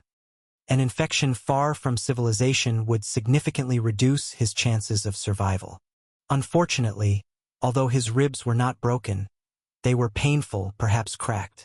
His chances against another monster like this one would be much darker. Damn it, I'm on that damn planet for less than an hour and I'm already in bad shape. Jake sighed as he was taking a bite out of a high-protein bar to recharge his batteries. He didn't even realize at the time that he had just slaughtered without batting an eyebrow a monster that would have filled his nightmares a moment earlier. The battle had been brief but intense, and the blood loss was gradually being felt. He calmly chewed on his protein bar, clenching his teeth from time to time, trying to ignore the pain.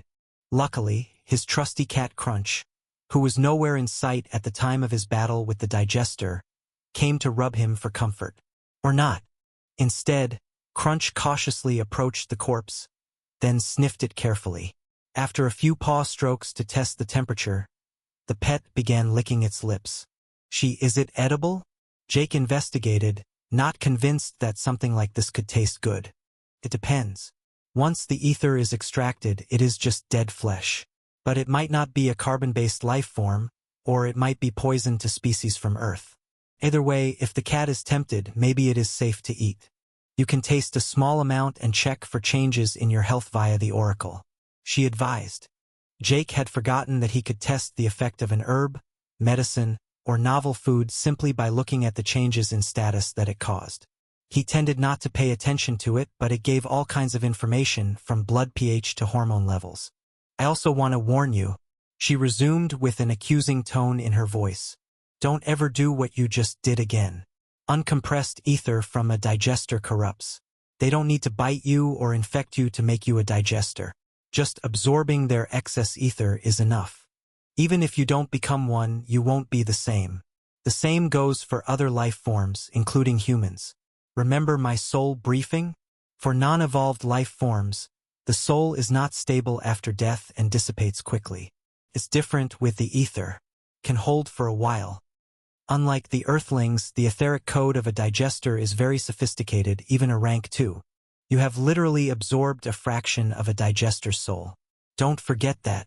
Your etheric code has already changed.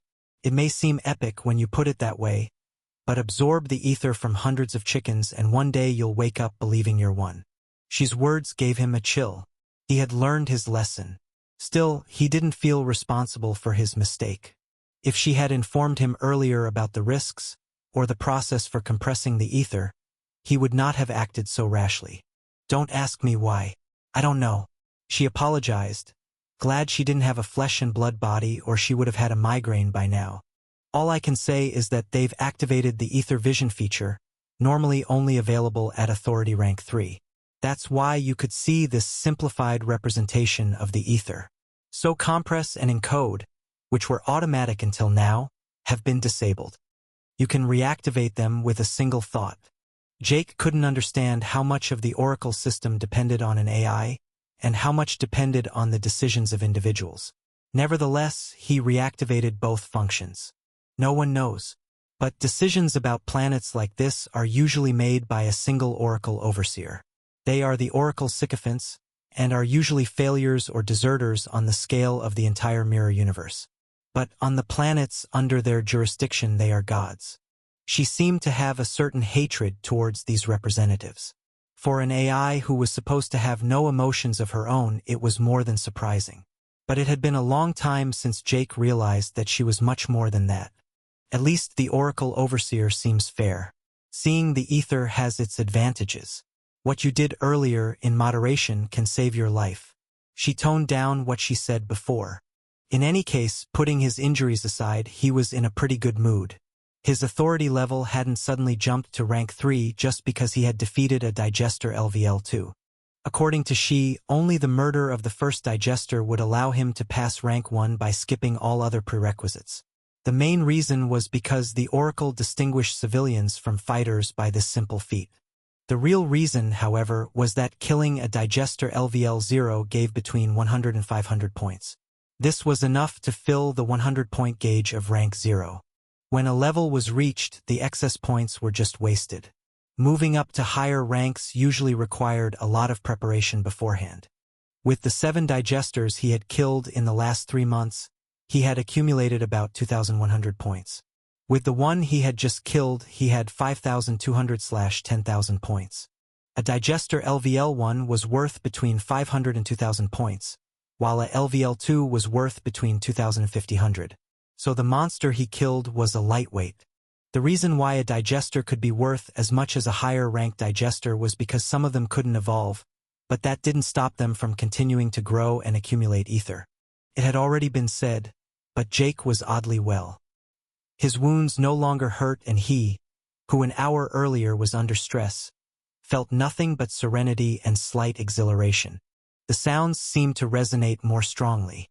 He could discern more colors, and the air was enriched with new smells. His thoughts were clearer, and despite his potentially cracked ribs, he felt stronger than ever. "There's something wrong," Jake said, frowning with a slight doubt. "Take a look at your ether status," she hinted.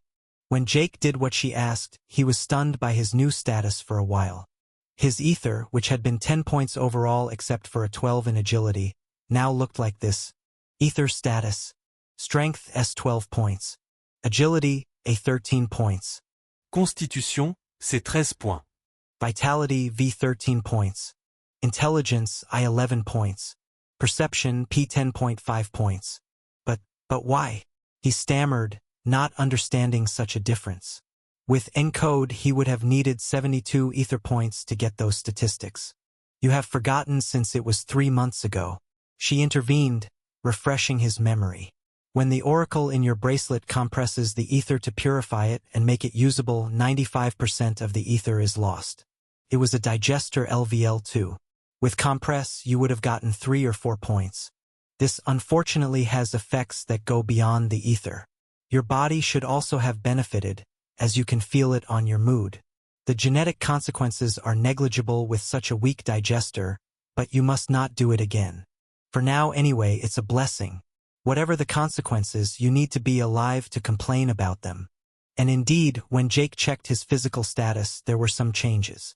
Strength S 19.3 plus 3 points. Agility A 15.5 plus 1.3 points. Constitution C 19.2 plus 3 points. Vitality V 19.6 plus 3 points. Intelligence I 16.1 plus 1 points. Perception P 11.6 plus 1 points. Fun fact, he was also 1 centimeter taller and 2 kilograms heavier. Ether and body were 2 different concepts, but their effects were strongly intertwined. With 13 points in ether vitality and constitution, and close to 20 with his flesh body, his effective toughness, stamina, and regeneration were now about 3 times those of the average man. Mind-blowing. No wonder his ribs didn't hurt so much anymore. After that, the young man took advantage of his renewed strength to dissect the creature that had nearly ended his life. The oracle had bombarded him with survival lessons, and it was time to put them into practice. Using his military knife, he methodically cut and studied the monster, while continuing to eat in between moments of hesitation as to what to do next. One would have thought that a normal individual living in a modern society would be nauseous in the face of such carnage. But not Jake. Because he was still in a state of shock, or because of the ether he had absorbed, he was euphoric instead of being nauseated by the butchery around him. In the end, the internal anatomy being very similar to that of any other mammal, despite the blood and silvery flesh, he felt that the beast was surely edible. Taking a bottle and a Tupperware out of the bag, he retrieved a portion of the blood and silvery flesh to test its edibility later. He still tasted the blood from his lips to get a first idea, a characteristic metallic taste, but also slightly sweet. If he didn't turn in his guts in the next few hours, he could gradually try to consume it. The iron and other nutrients would help him to renew the lost blood more quickly. Anyway, Crunch hadn't waited for him and chewed an unidentified piece of guts a bit further on. Well, he didn't even need to test anymore, he could just watch the cat. So stupid. Leaving the creature's remains to rot in the sun, Jake walked away calmly, but much more scowling than before. He now knew that there were silver monsters lurking around him, and this greatly reduced the chances of meeting other survivors. How many could claim to be as athletic as he was? How many had the presence of mind to carry a weapon when they were teleported here? Just by asking the question aloud, he guessed the answer. Probably not many. And if he looked at those who could use such weapons, the chances of survival were even lower. Walking as cautiously and silently as possible, he swallowed the rest of the distance to reach the snowy hill where the blue light signal attracted him. The transition from a scorching heat to a polar cold was particularly unpleasant, but by clenching his teeth and putting on his jacket and scarf, he quickly regained his tranquility. He climbed slowly up the hill, being wary of sudden changes in the environment. But his distrust was misplaced. He encountered nothing suspicious during the rest of his climb, and instead enjoyed his walk in the snow and the icy wind whipping his face. His beard and his neglected mane acted as an excellent thermal insulator. When Jake finally reached the top, a new view opened up for him. The first thing he noticed was the blue light gushing up to the sky from a kind of crater. The snow was flowing back in the opposite direction. The second thing he noticed was a group of humans staring at him in a frightened way. The group was a motley crew. 5 men, 6 women, 1 child. One of the men, a rather athletic playboy, was about his height and wore a Colt in his hand. The rest of the group seemed to crowd around him, seeking his protection. And apparently he seemed to be gloating over all this attention. They haven't met a digester LVL2 like me, it seems. From the look on his face, I'd be surprised if this playboy could keep his cool against such a monster. Jake judged, turning his gaze to the other individuals.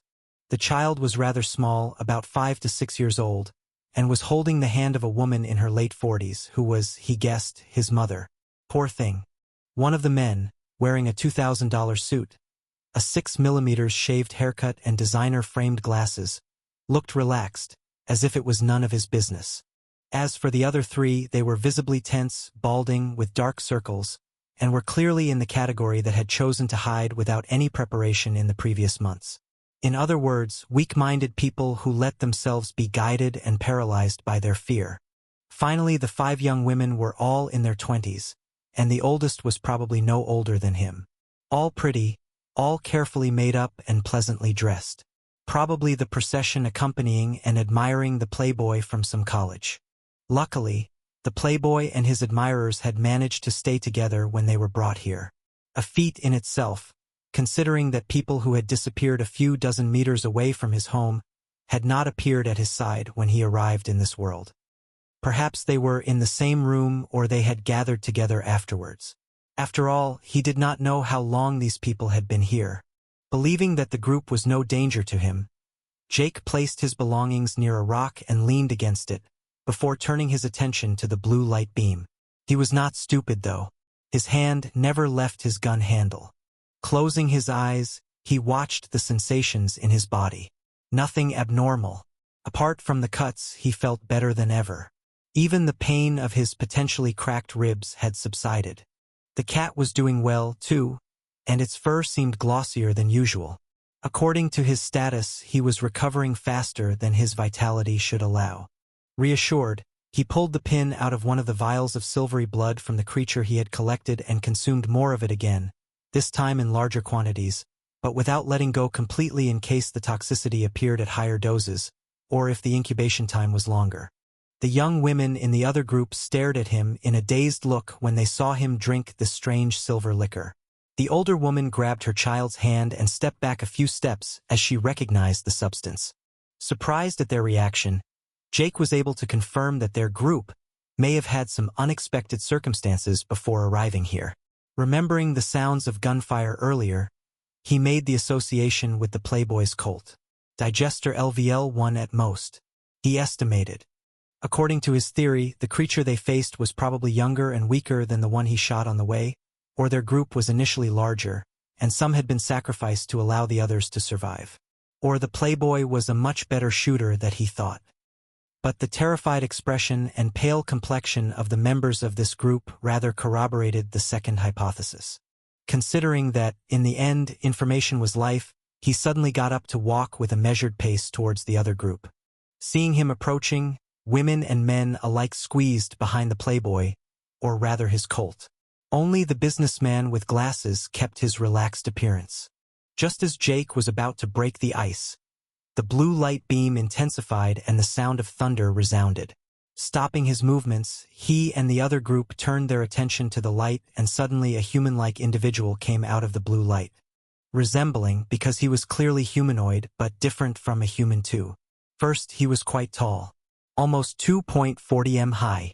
His hair was silvery like the blood of the creature he had killed. From his silvery eyes, a white-blue incandescent light pulsed. His golden skin was iridescent with an array of white light representing a pattern similar to the integrated circuit of a computer. His ears were pointed like those of fictional elves, and he was wearing a costume made of silver as well, reminiscent of the nobility of who knows what kind of idiot king. He wore a puffy epaulette stitch, half-long trousers, moccasins, and a pair of mismatched tights. A clownish individual, but one who, in this place and these circumstances, did not inspire the desire to laugh. Exulting from his smashing entrance, the silver jester greeted them with a perfect curtsy. "Greetings, my friends. My name is Aslael, but around here the players call me the instructor." He introduced himself in a twangy voice that Jake found horribly unpleasant. The Joker's smile was even more so, and made your bowels wag. This character looked like he had just been released from a psychiatric asylum. The other group was obviously thinking the same thing, since the playboy was clutching his Colt so tightly that his knuckles were bleached. Instead of hiding from him, the rest of the group had slightly corrected their position to hide from the so-called instructor. Laughing at their reaction, the so-called Aslael burst into a crystalline laugh, which gave them the chills. At last, after almost a minute, he stopped laughing and sighed.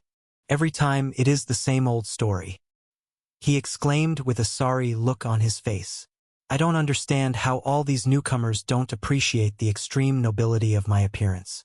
Anyway, I guess I'll just explain the rules to them and go home."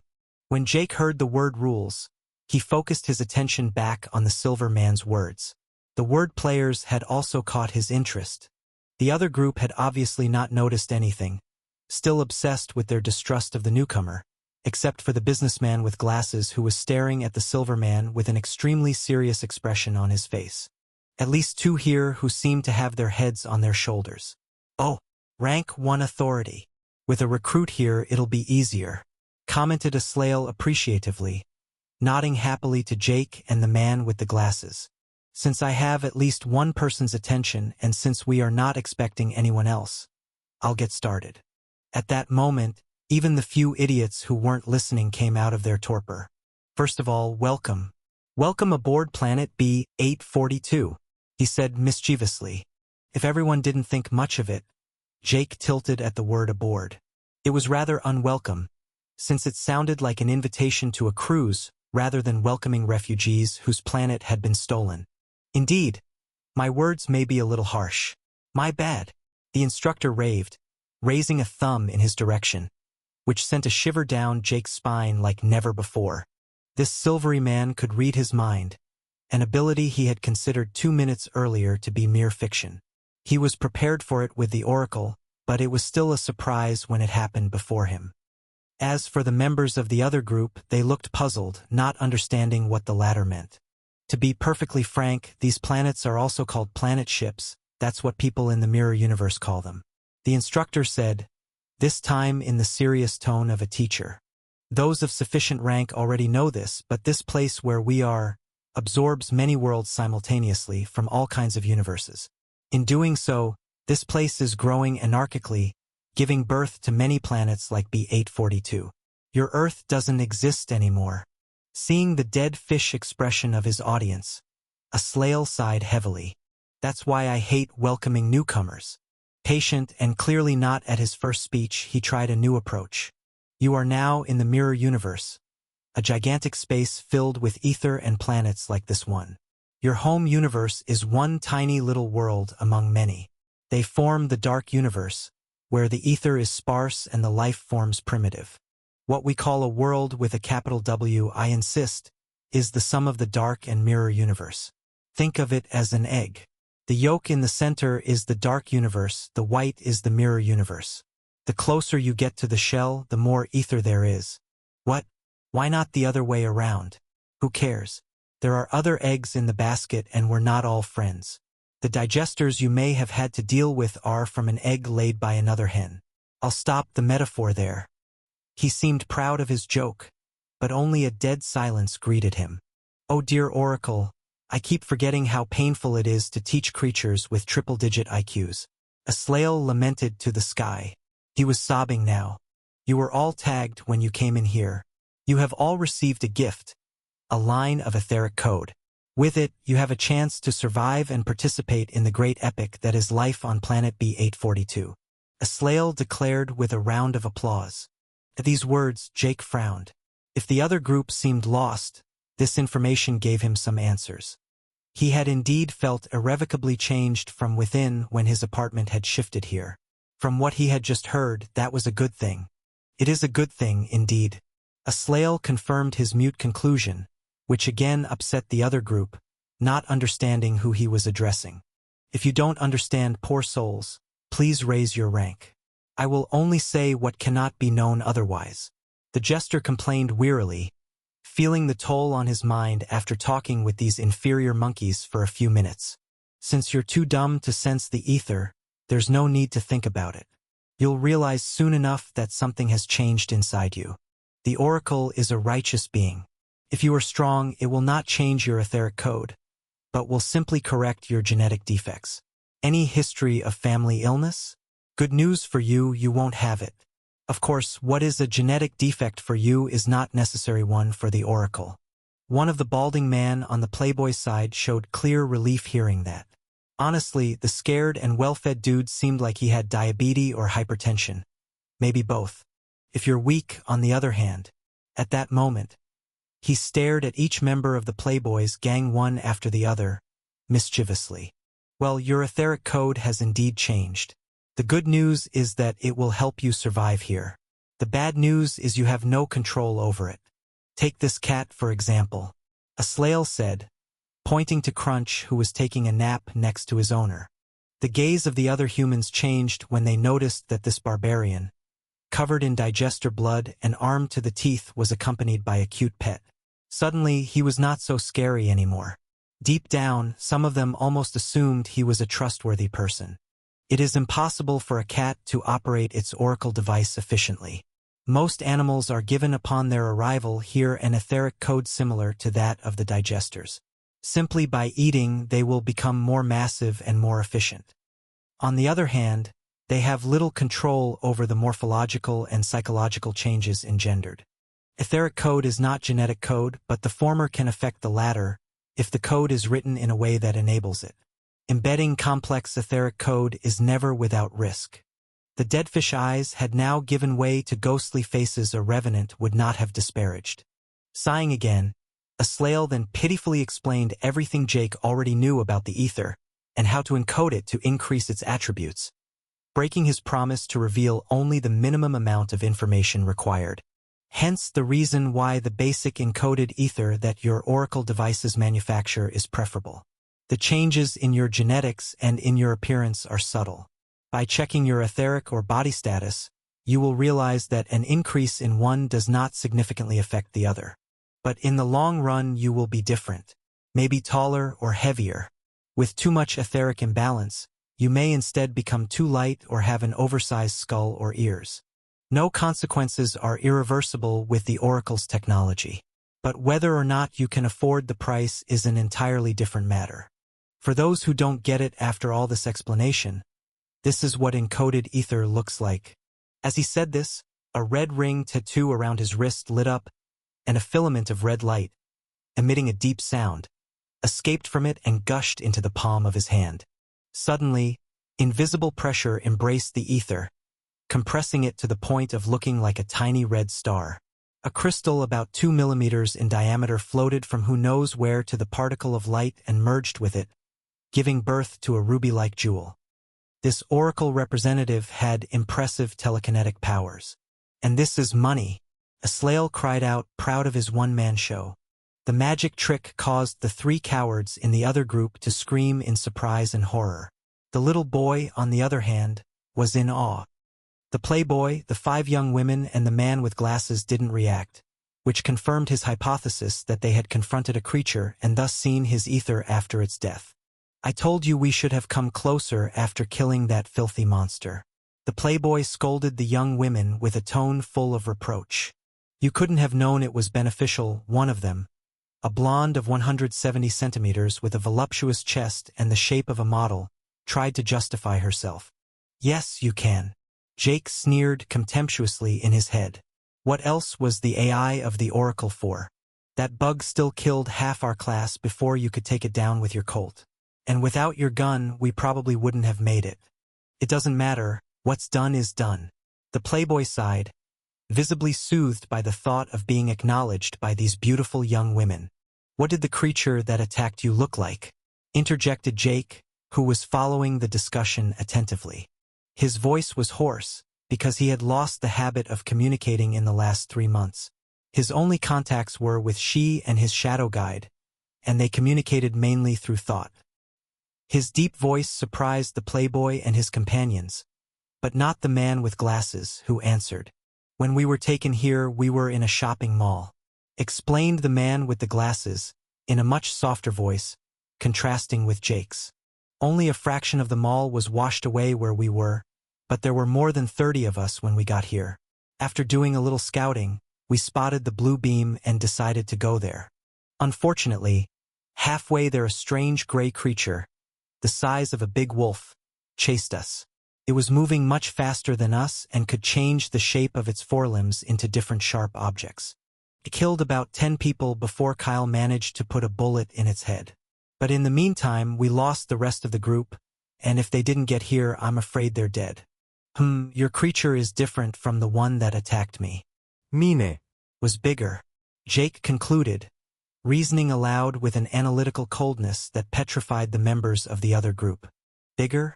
With the size of a wolf, more than 10 people are dead. It's entirely possible. Aslael added, in an amused tone. Their distress seemed to make him happy. To be completely honest with you, every living creature has its own set of bacteria, germs, and parasites.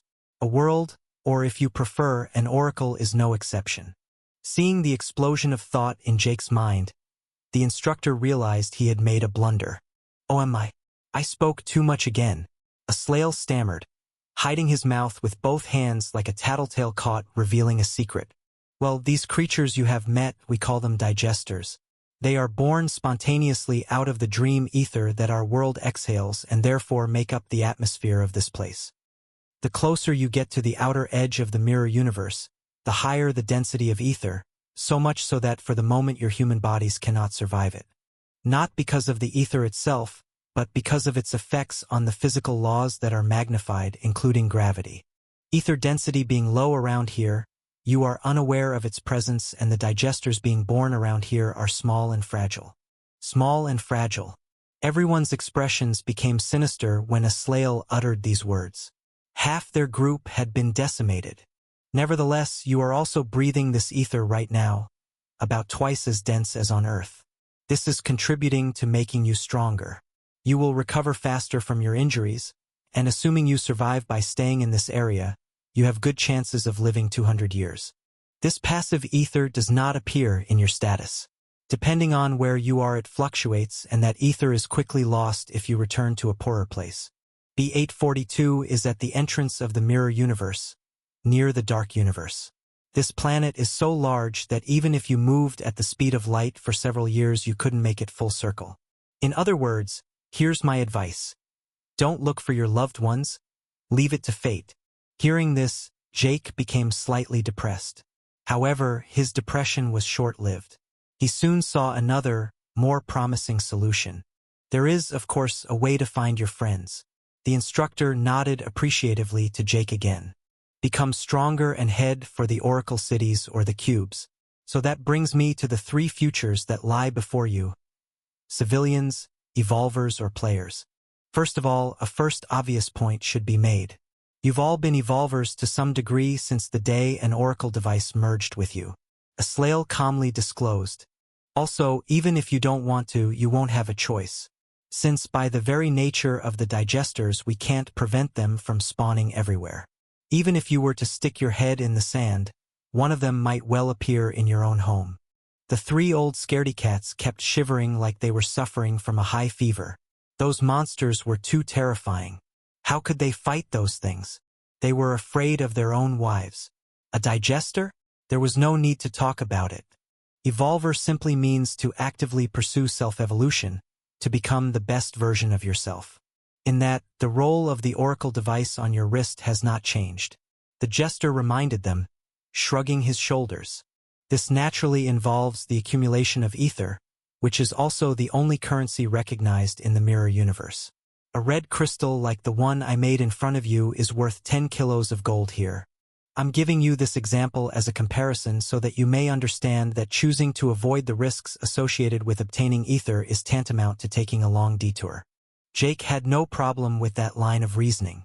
Even if a man's passion or dream was to be a great painter, on a cosmic scale even that person would need ether to increase his intelligence, dexterity and perception to stand out. Even if a male or female model had such futile ambitions as being Miss or Mr. Mirror Universe, ether would be necessary to improve constitution and vitality. Skin texture, complexion, hair shine and so on were mainly dependent on metabolism and health. If you truly wish to escape conflict and put your life and destiny in the hands of other brave people willing to sacrifice themselves for your selfishness, there is a solution. Become a civilian. Aslael continued his explanation. To assist you during your stay on planet B842, a large number of oracle shelters have been set up every 200 kilometers. These are the only places where digesters cannot spawn uncontrollably without paying the price. A hopeful look pervaded the three balding men as well as the middle-aged woman and her child. She hugged her son with wet eyes, relieved of enormous stress. However, we are back to the previous problematic. The price of the properties and rents are in ether, not to mention the entrance fee to the city. These shelters are rather large, but without ether you'll be sleeping in the streets. You will understand very quickly that apart from the ether, the rest is of little value. Barter exists, but it will only keep you alive for a while. One of the guys had totally lost it. His wobbly legs gave way, causing him to fall on his butt. The exhausted mother hugged her son again, hiding her despair from the child. Returning to the status of civilian, there is another piece of information I did not reveal. This planet has diplomatic immunity for the next 5 years. After that, B842 will become a subject of speculation and invasion by other species. You will become commodities with a price. You can already check your value in the Oracle store in the nearest city. Becoming a civilian without status or faction means that at the end of this period you lose all your rights. As the instructor threw bombs after bombs, the face of each interlocutor became more and more ugly. Even Jake was uncomfortable. He understood that despite Xi's benevolence, the bracelet under his skin was no different than a tracker for the Oracle, which transferred its data in real time. Nevertheless, there are ways to escape this dire fate. Aslael clearly knew how to play the carrot and the stick to keep them on their toes. The first, and I sense some of you will break into tears, is to redeem yourself. Just for the record, even a living hamster on B842 costs 500 red crystals or 500 units of purified ether. The Oracle has no use for slavery, but depriving a living being of freedom has a price. If you become someone else's slave, know that you probably didn't deserve the price he got you for. Aslael taunted them sardonically. You bastard, Jake thought very hard in his head. I heard that. The jester laughed, not the least bit outraged. Anyway, these merchants are gentlemen. The problem is the others. Those who see you as ideal prey for the hunt, as a people to be eradicated or subjugated, they're the worst. So you have to ask yourself, how can you stand up to these alien evolvers who've had so many years to perfect themselves? 2 ways which are interconnected. Increase your authority level or oracle grade if you prefer, or become a player. For the first way, be aware that it is impossible to buy or obtain information about an individual with an oracle grade higher than yours. Beyond rank 6, and as long as you perform your duties, you can no longer be bought and your territories and faction are under the protection of the Oracle. A civilian identified as being part of such a person's faction is also protected. That was what I meant when I said I would put your fate in the hands of others more worthy. The paradox is that this is somehow becoming someone else's servant. The cowards seem to be relieved again. Joining a faction simply meant reuniting with members of the Earth government. As long as the Earth government existed, they'd be safe. Aslael sneered as he read their minds, but he had seen trillions of similar individuals over his thousands of years. When hysterical fear took precedence over the will to evolve and make their way through this chaotic world, their fate was sealed. Only 3 or 4 seemed fit for the role of player. As for going far, only 2. And then we have the players. Aslael broke the silence again. You may not know it, but our world, the egg, remember? The dark universe plus mirror universe, is at constant war with other worlds whose borders touch. For reasons far beyond your level of authority, these worlds compete with each other in a way that should be familiar to you. A game. Each of these worlds has an oracle, and periodically they battle by sending troops into artificial subworlds created specifically for the occasion. These worlds created from scratch by the oracle are inspired by all the data drawn from the minds of the life forms under their jurisdiction. Simply put, we put you in a scenario you don't know anything about in advance and give you some goals. Scenarios, architecture, time, technology, or magic may seem familiar to you in these worlds. After all, the oracle gets those ideas from all of you. Aslael clarified. It didn't seem that bad from Jake's perspective. He didn't quite grasp what these oracles were getting out of this little game they were playing. It doesn't matter what the oracle gets out of your efforts. What matters is what you do get out of it. The instructor replied in a playful tone. The oracle does not give rewards. That's what you've come to understand after all these months of familiarizing yourself with your bracelets. Isn't it? The rewards offered by the coaching function are only what you naturally get for your efforts, right? Oracle ordeals are different. The better your performance, the better the final reward. When you find out about the real price of these ether rewards in an oracle store, you'll understand why so many choose to become players. These ordeals follow a sequence, with the difficulty increasing by 1 notch each time. The difficulty is based on ether's level. If you fail an ordeal, it's game over. If by some miracle you survive, you will be known and respected for the number of ordeals you have successfully completed. In the mirror universe, these accomplishments give you many passes. You should also know that as long as you are in the race with at least 1 successful ordeal, you are under the protection of the oracle as well. And lastly, the first 4 ordeals are considered a tutorial. You cannot lose your life and can even attempt the next ordeal after a failure. If with these conditions you still want to be a miserable civilian, then maybe you are indeed no better than that. And this time, in saying these last words, Aslael exerted such an overwhelming spiritual pressure on them that it made no secret of the contempt he held for this kind of vermin. The weak had no place in the mirror universe. The invisible pressure that prevented them from breathing disappeared as suddenly as it had come. Jake took a deep breath to calm himself. Aslael may have looked and acted wacky, but his power was real. The time has come for me to abandon you. Aslael resumed peacefully. But before that, one last important thing to mention. You must search for the cubes. These technological gems are exclusive to the oracle. No one knows how the oracle system designs them. They come in many types and sizes. The one you absolutely must find if you want to become a player is the red cube. It will give you access to your first ordeal. As he said those words, his eyes lingered on Jake.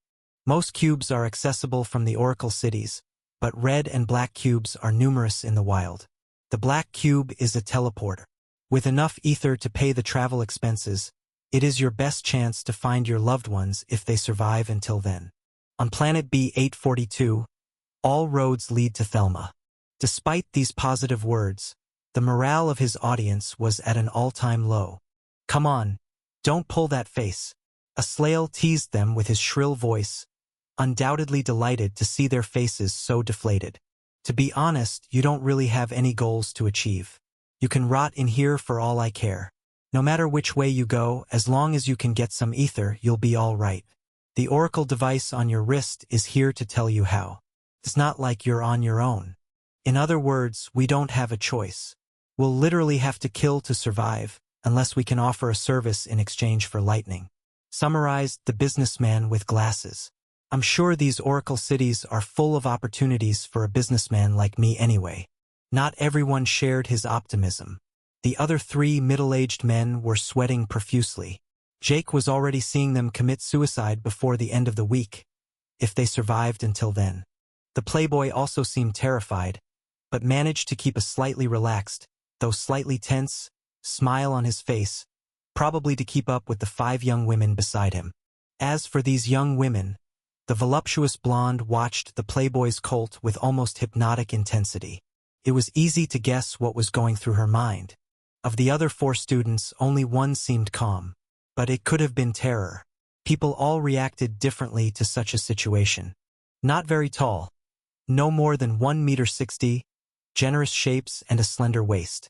Despite its very feminine forms, she seemed small and fragile to Jake.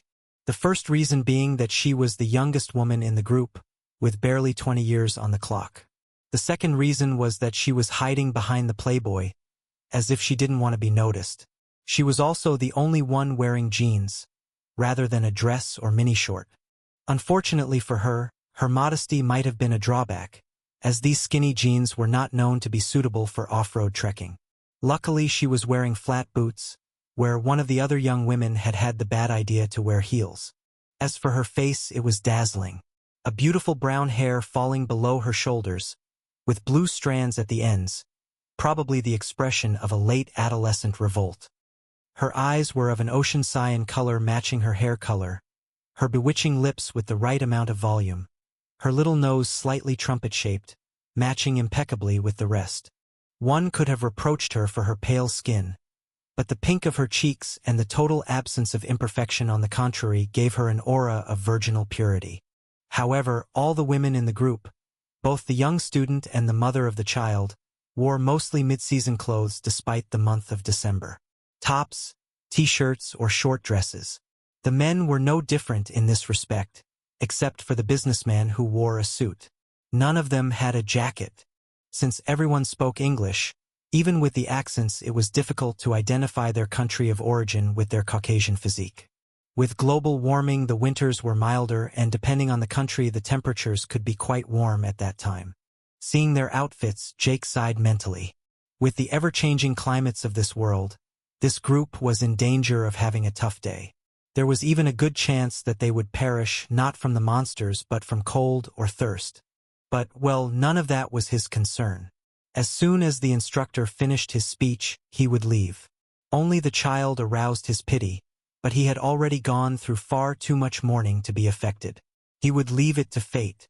Speaking of the instructor, he would sweep his inquisitive gaze from person to person, sometimes giggling when he read an original thought or one that moved him.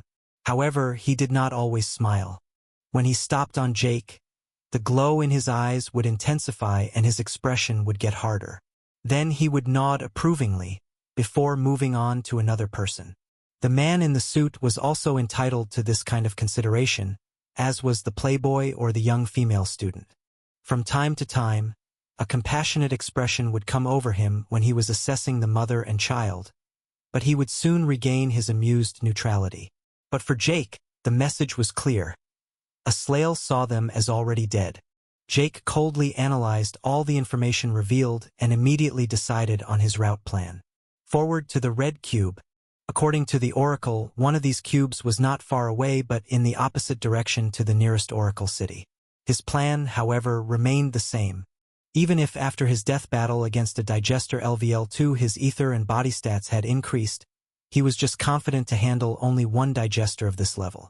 A level 3 or a group of these creatures, and he would literally gamble his life on a dice roll. The first ordeal would undoubtedly be a terrible challenge, but he would come out stronger and more importantly alive, since the oracle guaranteed their survival on the first 4 rounds. Aslael suddenly clapped his hands, which suddenly took Jake out of his inner monologue. He then realized that the instructor was simply applauding him. "You've got potential, kid. That deserves a little nudge. Here, take this." Jake grabbed the silver cubic object thrown at him by the trainer and put it away without looking or showing any change in expression. This sequence of events happened so fast that it seemed as if nothing had happened, but unfortunately the group was perfectly attentive and didn't miss any of the injustice. "Hey," the Playboy snarled, in a stirred-up tone. "Why does he get a gift and we don't? If he's as good as you say he is, his chances of survival are already better than ours." Then the rest of the group voiced their own feelings of injustice, with the exception of the man in the suit and the young woman, who remained silent, though they stared at the pocket in which Jake had put the silver cube. Seeing that Aslael continued to smile and look up at the sky as if he could not see them, the group turned their anger to the recipient of this attention, Jake. "Hey, let's see what you got." The playboy assaulted him, suddenly pointing his Colt at Jake. "Sorry, buddy, but there's no way we're letting you walk away with something that could save our lives. I'm not just thinking about myself here, I'm thinking about the rest of the group." Jake gave him a predatory look. It was only then that the playboy realized that the man in front of him, the man he had pointed his gun at, was an athlete with a ripped physique against whom he wouldn't stand a chance in single combat. The tangled hair, the shaggy beard, his eyes of embers, the machete in his right hand, the semi-automatic pistol stored in his belt. Everything about this man reminded him of a ferocious beast capable of crushing him like an insect. "What if I don't feel like it?" Jake replied nonchalantly, staring down at him. The playboy was terrified, but he couldn't back down now, his reputation depended on it. Taking a deep breath, he repressed the terror in his voice and forced himself to answer threateningly. "You will pay the consequences," he declared, raising the safety of his Colt to give credence to his words. The playboy looked to the women behind him for courage. Fatal mistake. At that moment, a sharp pain in the crook of his wrist made him drop the gun. The pain was so extreme that his vision blurred and tears came to his eyes. He could no longer feel his right hand. An oracle path beautifully executed.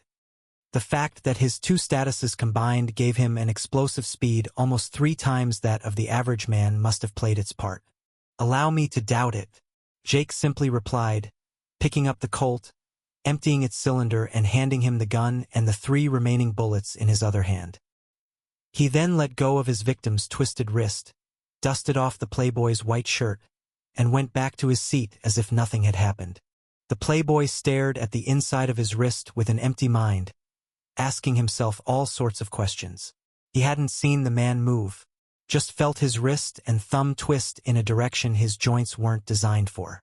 As the adrenaline subsided, a stabbing pain had taken over. The good news, however, was that despite being brutalized against his will, the savage had restrained himself. He was in pain, but he didn't have a fracture or a sprain. He realized that at no time had his tormentor let his guard down in their presence. He had always been prepared for the worst. A nervous laugh of acceptance invaded him. This time he had really lost face in front of his groupies. But at least he had learned a hard lesson. Never underestimate your enemies. Aslael hadn't budged from the beginning until the end of the confrontation. Seeing that the show was over, he began to give them some final advice. "This gift may seem unfair, but it came from my own pocket. The oracle doesn't do welfare." The instructor justified himself shamelessly. "However, I'm in a good mood, so I'm going to do charity work for today." A ring of red light shone again from his own right wrist, and from it gleamed a handful of red crystals no bigger than peas. Enough to give one to each person. The crystals levitated up to them at face level, waiting to be caught. When Jake received his, he was able to confirm with his system that they were worth 1 strength ether point. He immediately absorbed the ether into his body, the crystal reverting back to a simple inert diamond which he stored in his bag. His strength ether stat now peaked at 13. "Now that you are all ready, I wish you all good luck. Perhaps one day we will meet again." Before they could ask one more question, the clownish-looking instructor leapt into the beam of blue light and disappeared. Still, they were given a piece of advice they could have done without. Try to avoid dying too soon. Aslael's voice sounded one last time before the blue light beam went out for good, plunging the top of the snowy hill on which they were standing into darkness and silence, plunging the temperature by several degrees. After the light beam disappeared, the brightness dropped several notches. Even though it was past noon at the most according to Jake's estimate and the sky was empty of clouds, the contrast had still made him lose his bearings. It took a minute for his pupils to get used to the daylight. When he could see properly again, he picked up his package, woke Crunch up, and started striding down the hill without giving a glance to the group of doomed people behind him. The playboy, and most of the group behind him, sighed with relief as he left, happy to get off so lightly, especially the playboy for threatening him with his Colt. At least he would remain the leader of this group as long as he had a few bullets left. There were still 9 bullets available, plus the 3 that the stranger had unloaded from the barrel of his Colt before returning it to him. One might wonder why a young man would carry a gun and so many spare bullets in a shopping mall before being transported back here. The answer was simple. He wasn't smart, but savvy enough to notice how quickly the order had degenerated after the Oracle devices appeared. However, even before he regained his customary arrogance, he heard, "Wait," yelled a shallow voice, but loud enough to reach Jake's ear. He stopped walking and turned halfway around to stare at the woman who had called out to him. The youngest woman in the group was facing him. She had run behind him to catch him. Not far behind her, however, stood the man in the suit with glasses. The young woman's heart was pounding, afraid to talk to this demon armed to the teeth. At least that's how she saw him, so impressed had he been when he had disarmed the playboy. On the contrary, the man in the suit remained calm, but there was an expectation in his eyes. "What is it?" Jake asked quietly, his expression totally neutral, neither friendly nor hostile. He could hardly imagine that a few months earlier he was unable to hold his gaze with a woman his age. He was still socially awkward, but emotionally he was now completely detached. Although she feared that he would ignore her, when he replied she was so surprised that she forgot what she wanted to ask him. "You," she babbled, trying to pull herself together. But her efforts proved futile. Fear held her and prevented her from reasoning normally. Fortunately, the man in the suit came to her rescue, like a hero from heaven to save the damsel in distress. "I think what she wants to ask is, may I come with you?" "Of course my question is the same," he affirmed, putting his glasses back on in a gesture probably repeated thousands of times. Taking another look at the young woman, he saw the relief in her posture when she managed to convey her message, even though someone else had said it for her. Nevertheless, Jake did not intend to accept this easily. He did not have time to deal with 2 burdens. However, he was not immoral either, even though he did not intend to sacrifice himself for strangers. In a world where risk and courage were rewarded, one could not survive simply by seeking the protection of the strong. You had to become strong yourself, and if those 2 people didn't have that ambition in them, he wouldn't accept them. "Why?" he simply asked, staring at each of them in turn with an inquisitive gaze. Because you're strong," she replied in a determined tone. "I'll have a better chance of surviving if I can follow you. I promise, I won't ask for anything. I'll just follow you. I'll learn to survive quietly without making any noise. But if I stay in the other group, I've never been scouting or hiking or camping after all. Frankly, I won't last 2 days on my own, and I have enough sense to know they don't know any better than I do." I reckon that's an acceptable answer," Jake agreed after weighing the pros and cons. "What about you?" he asked, turning his attention to the gentleman in the suit. "What about me?" the businessman retorted with an air of defiance. "Isn't it obvious? As the lady said so well, you only have to look at me to know that I have no experience of survival in the wilderness, and sure enough, neither do the others. Besides, it doesn't take a genius to understand that when the other fool runs out of bullets, the first digester we come across will eat us alive. Like her, I understand that you're not a Samaritan. Nothing is free in this world like in ours.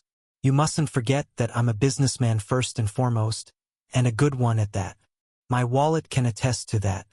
Saying this, he pulled out a wad of bills before tearing them up and throwing them in the snow, knowing that this money would not be of much use in this world. The playboy, like the rest of the group, were too far away to hear what he was saying, but they felt a twinge of sadness when they saw him squandering all that money. "I guess that answer will do the trick, too," Jake approved. "Before we get started, here are my rules.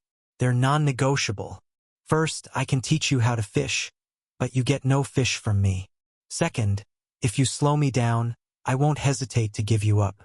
Third, I advise you to get rid of those clothes the first chance you get. In case you haven't noticed, the climate, like the temperatures here, is not stable. And those jeans, they'll slow me down." The young woman swallowed when she heard him mention it. Indeed, her tight jeans had a small range of motion and were irritating her inner thighs. The hours of walking that had taken her to the top of the hill had left their marks. Her inner thighs were on fire and blood, and she had struggled hard to climb with such inflexible jeans, not to mention the cold that did not help. With her sleeveless top, she had been shivering for quite a while. If she hadn't already caught a cold, it wouldn't be long now unless she climbed off that hill soon. A knife plunged into the snow right in front of her feet, which made her jump and make a cute squeaking sound. "Make sure it doesn't slow me down," Jake commanded, always in a neutral tone, not tolerating discussion. "Same thing for Williams Hopkins, but you can call me Will." The man in the suit introduced himself in a formal tone. "Nice to meet you, Will. Will, these shoes might slow us down too and hurt you if they don't already. Unfortunately, I don't have a viable solution at the moment, so you two have to deal with it, but equally, don't slow me down. That goes without saying." William confirmed without showing the slightest sign of weakness. He understood the rules of the game. What was the value of 1 or 2 blisters against life? Meanwhile, the young woman contemplated the knife, still wondering what she was supposed to do with it. Seeing this, Jake sighed a long sigh. He walked over to her, picked up the knife and ordered, "Sit down and spread your legs." Seeing the terrified reaction of the young woman and the shocked look on Will's face, he realized how much the words chosen were open to interpretation. However, the damage was done, and he really wanted her to sit down and spread her legs. "Don't you understand what I just said?" he repeated, this time with a frown, which ended up chilling the young woman. Yielding to the impulse, she sat down and spread her legs hesitantly, red as a peony. "More than that," insisted Jake, totally indifferent to the embarrassment. After a while, the young woman finally decided to accede to his request and spread her legs wide enough for him to be satisfied. When he was about to do his work, he was interrupted by a voice that he did not want to hear at all. "Hey! Keep your filthy hands off her, you monster!" the playboy roared, coming fast with the Colt in his hand. Reloaded this time. Behind him, the rest of the group followed, fierce expressions on their faces. Even for cowards like them, there was still a bottom line not to be crossed, otherwise they would have lost their humanity long ago. Extremely dissatisfied with being interrupted, Jake threw a mocking dig. "Here's one who hasn't learned his lesson." Jake grumbled as he stood up, knife still in hand. "Need a wake-up shot?" At these words, the playboy lost all his courage and unconsciously took a step backwards. Jake then knelt down again, bent down with his knife, began to tear the young woman's jeans. Then, nothing. What he had to do was done. The young woman who had closed her eyes, totally convinced that her most precious thing was going to be taken from her, opened them again with a deeply lost look on her face, trying to understand why nothing had happened. "Silly girl," Jake commented, before putting the knife away to finally get going again. Realizing that she would not be desecrated in the snow by a stranger, she began to tremble, half laughing, half sobbing. Gradually regaining her usual phlegm, she looked at her crotch. A cross had been drawn with a knife in the most intimate part of her person, opening the jeans halfway down her thigh, where her underwear could be seen. When she saw this, she shamefully tightened her legs and immediately began to run behind the frightening man, before he got too far ahead of her. Fashion or survival, she had made her choice. In any case, she noticed that the jeans no longer hindered her movements. He had also slashed the fabric in other strategic places, such as in the crook of her thighs or knee, so that she wouldn't be hindered in her movements. She was surprised at his speed and precision, but if she had Jake's stats before her very eyes, she would have understood better why it seemed so simple to him. "Amy, where are you going?" the playboy asked, puzzled at her decision. He barely knew her from college. She was one of the new friends recently introduced by his procession of groupies, but it was clear that their friendship had no solid basis. "We're leaving you," Will enlightened him. "Don't take this personally, but I trust him more than I trust your Colt. Goodbye." Without further ado, the businessman started trotting behind the young lady. As for the playboy, he glanced at the group of people behind him, probing their reaction. He was worried for nothing. The majority seemed relieved to see them leave except for the child. As for the young women who should have been Amy's friends, an expression of contempt was on their faces. They would not abandon him anytime soon. Sarah, wasn't she your friend? The playboy asked, confused. The 25-year-old blonde woman uttered a haughty HMMFF in reply. Just a new girl looking for friends. We weren't going to leave her alone, especially such a pretty girl. But then, we have to be honest, she didn't have much in common with us. She didn't talk much, just followed us around. But you could tell she was bored. I guess it was bound to happen. But I wouldn't have thought she'd leave us to go off with that savage. Look at him. You can tell right away that he's a criminal or some kind of psychopath. You saw it right there, Kyle. If you hadn't come, he probably would have deflowered her in front of us. Haha, good point. Good thing I was there. The playboy self-flattered, although deep down he thought it didn't really look like an attempted. Even more profoundly, he even thought that if the threatening man had wanted to her in front of them, he would have done so regardless of the Colt pointed at him. Just thinking about it gave him shivers down his spine. He was careful not to contradict Sarah, however. After all, up to now she had been his most faithful follower, and they shared much more than just friendship. Still, they couldn't be said to be alike. Sarah's friends had all shared his bed at one time or another, but that he would refrain from telling her. Only Amy had escaped that fate, but after all she was new to the group. So what do we do?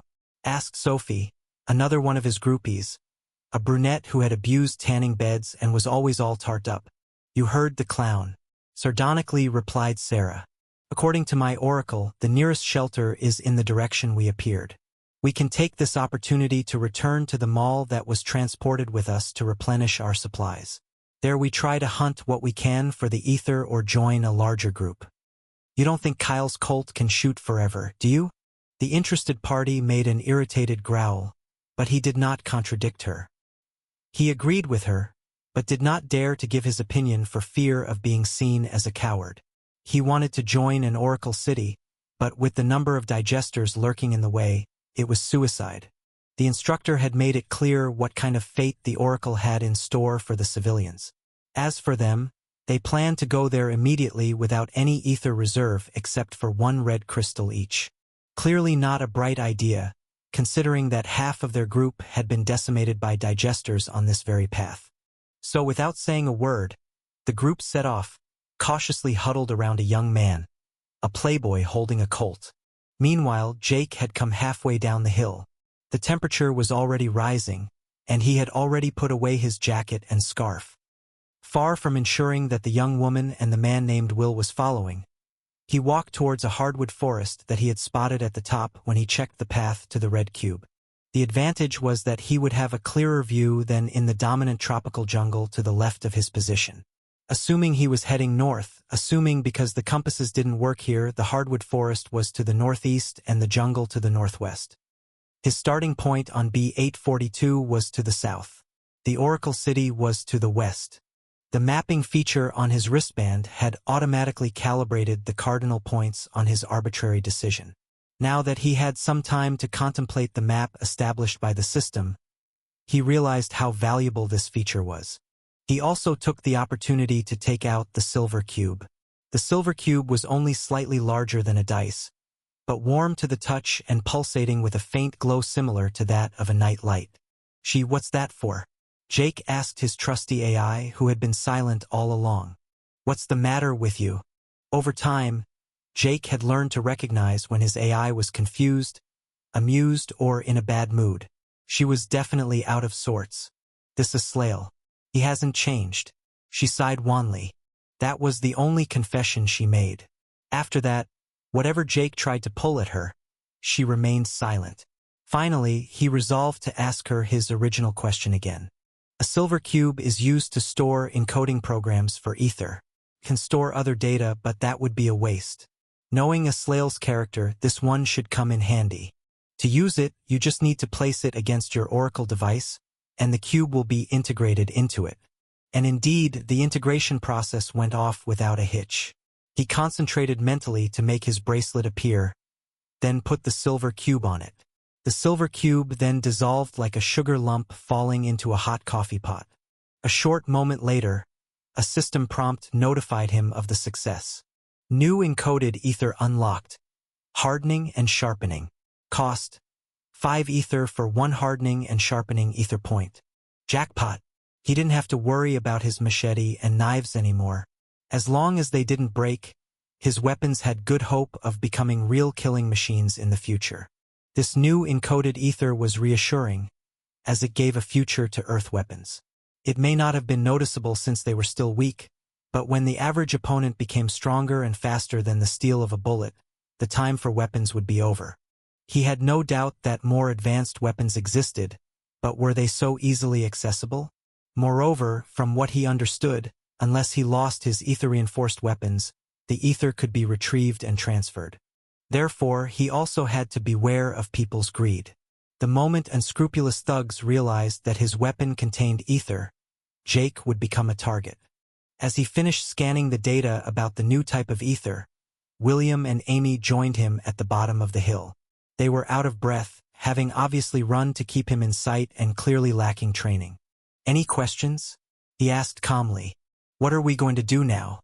Will replied, massaging his feet. He had taken the opportunity to take off his shoes while Jake let them catch their breath, and blisters were indeed developing. Soon the blisters would follow. "We're heading to a red cube to participate in the first ordeal, while facing whatever is within our reach to acquire ether and strengthen ourselves. Finding food and water would not be a bad idea either." "Sounds good to me," Will nodded. "On the other hand, if the 3 of us are going to go for a walk together in the next few days, I suppose it would be good form for all 3 of us to know each other's first names. What do you say?" "William Hopkins, if memory is already failing you, at your service." Jake was slightly unsettled by Will's bluntness. When was the last time he'd given his name to anyone? Since the party at Paul's, perhaps? He wasn't sure anymore. But maybe he was an anomaly, and a lot of people like Will had continued to interact with people until the last day. "All right, my name is Jake Wildearth." "Wildearth? Funny last name," Will carelessly commented. "It's a very old family name." Jake didn't care much about his family except for his uncle and cousin, but knowing them, some of them should have survived. The Wildearths were all gifted. If he wasn't a notorious procrastinator and socially awkward, his life would have been very different. "I see," Will replied, seeing nothing at all. "My name is Amanda Allen, but everyone calls me Amy." The young woman, who hadn't said a word all along, introduced herself. "Nice to meet you, Amy," Will replied politely. "Nice to meet you," Jake added. "Well, now that the introductions are made, I suggest we hit the road for good. I have no intention of spending the night here." Hearing this, Will sighed long and hard, then put his leather shoes back on, pulling a grimace on his face before getting back on his feet, ready to go. As for Amy, she wore comfy boots, and the embarrassing operation on her jeans had paid off. She was no longer restricted in her movements. On the contrary, she couldn't wait to get going, as the cold on the hill had chilled her to the bone. Moving into the unknown, Will and Amy followed in Jake's footsteps, a ball of excitement and fear in their tummies, convinced that what lay ahead of them looked bleak, but that at least they would have the chance to survive a little longer, and maybe even live. The group walked at a brisk pace for almost an hour before reaching the edge of the forest. The foliage of the deciduous trees was now partially masking the sky, and the atmosphere had quickly become more anxious. All that could be heard were the group's restrained breaths, and except for Jake, who was displaying a quiet vigilance, the other 2 were turning around frequently, jumping at the slightest suspicious noise. From time to time Jake would stop abruptly and then start up again as if nothing had happened, which made them miss a heartbeat. Sometimes he would kneel down next to a grass, a flower, or a fruit that seemed unusual to him, observe it from every angle, taste it, and depending on his diagnosis, ignore it again or, on the contrary, pick it up and put it away in his huge hiking bag. It must be said that the bracelet had enormously simplified his assessment of the edibility or otherwise of the surrounding flora. All he had to do now was taste the plants in infinitesimal quantities, and then consult the status of his health immediately afterwards. The device indicated the presence of poison in the body, where potential harmful effects at higher doses. Since many drugs are also poisons at a certain dose, as are some vital nutrients such as sugar and salt, The status obviously did not indicate a poison status at such a low dose. It was Jake who interpreted the variations in his vital signs to make a judgment. Of course, it didn't tell him everything, but it did save him valuable time, since all he had to do was get a fraction of the sample into his bloodstream to determine its impact. Once he had become familiar with this hidden function of the statute, he was increasingly able to interpret these values. The fact that with his new statistics, his IQ was close to 180, 16.1 multiplied by 1.1 is equal to 17.71, was no doubt a factor.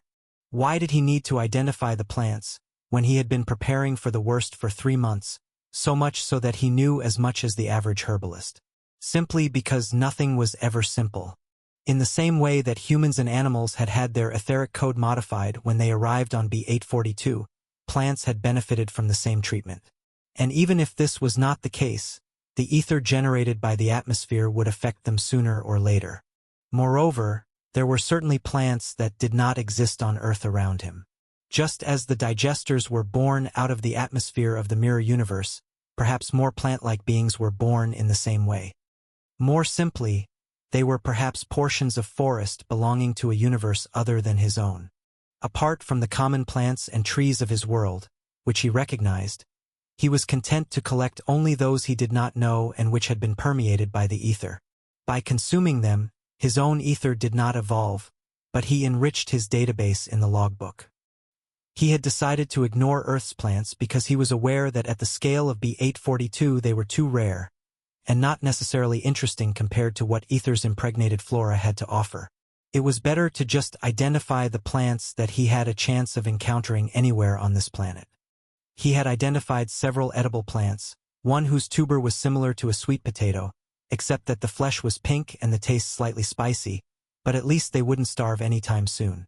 According to the bracelet, this pink potato had a powerful antioxidant power, an ideal nutritional profile and significantly accelerated recovery, as did virtually everything he had tested so far. Ether seemed to be a real panacea. In fact, he had also solved the mystery of why his ribs healed so quickly. The silvery blood he had consumed was literally like an elixir of youth. Following its consumption, cell replication was strongly accelerated and the genome was deeply reworked, renewing its capital of stem cells. The flesh had a similar but less pronounced effect. He had mentally remembered that the next time he met one of his monsters, he would leave nothing to the vultures, not even the bones.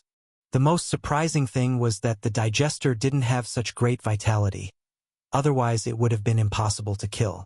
For this blood to be so powerful there had to be other properties at work. It's because digesters are born from the ether. She intervened. Their blood continues to attract the surrounding ether after their death, which means that when you consume it, the flow of ether through your body is greater. But it's temporary.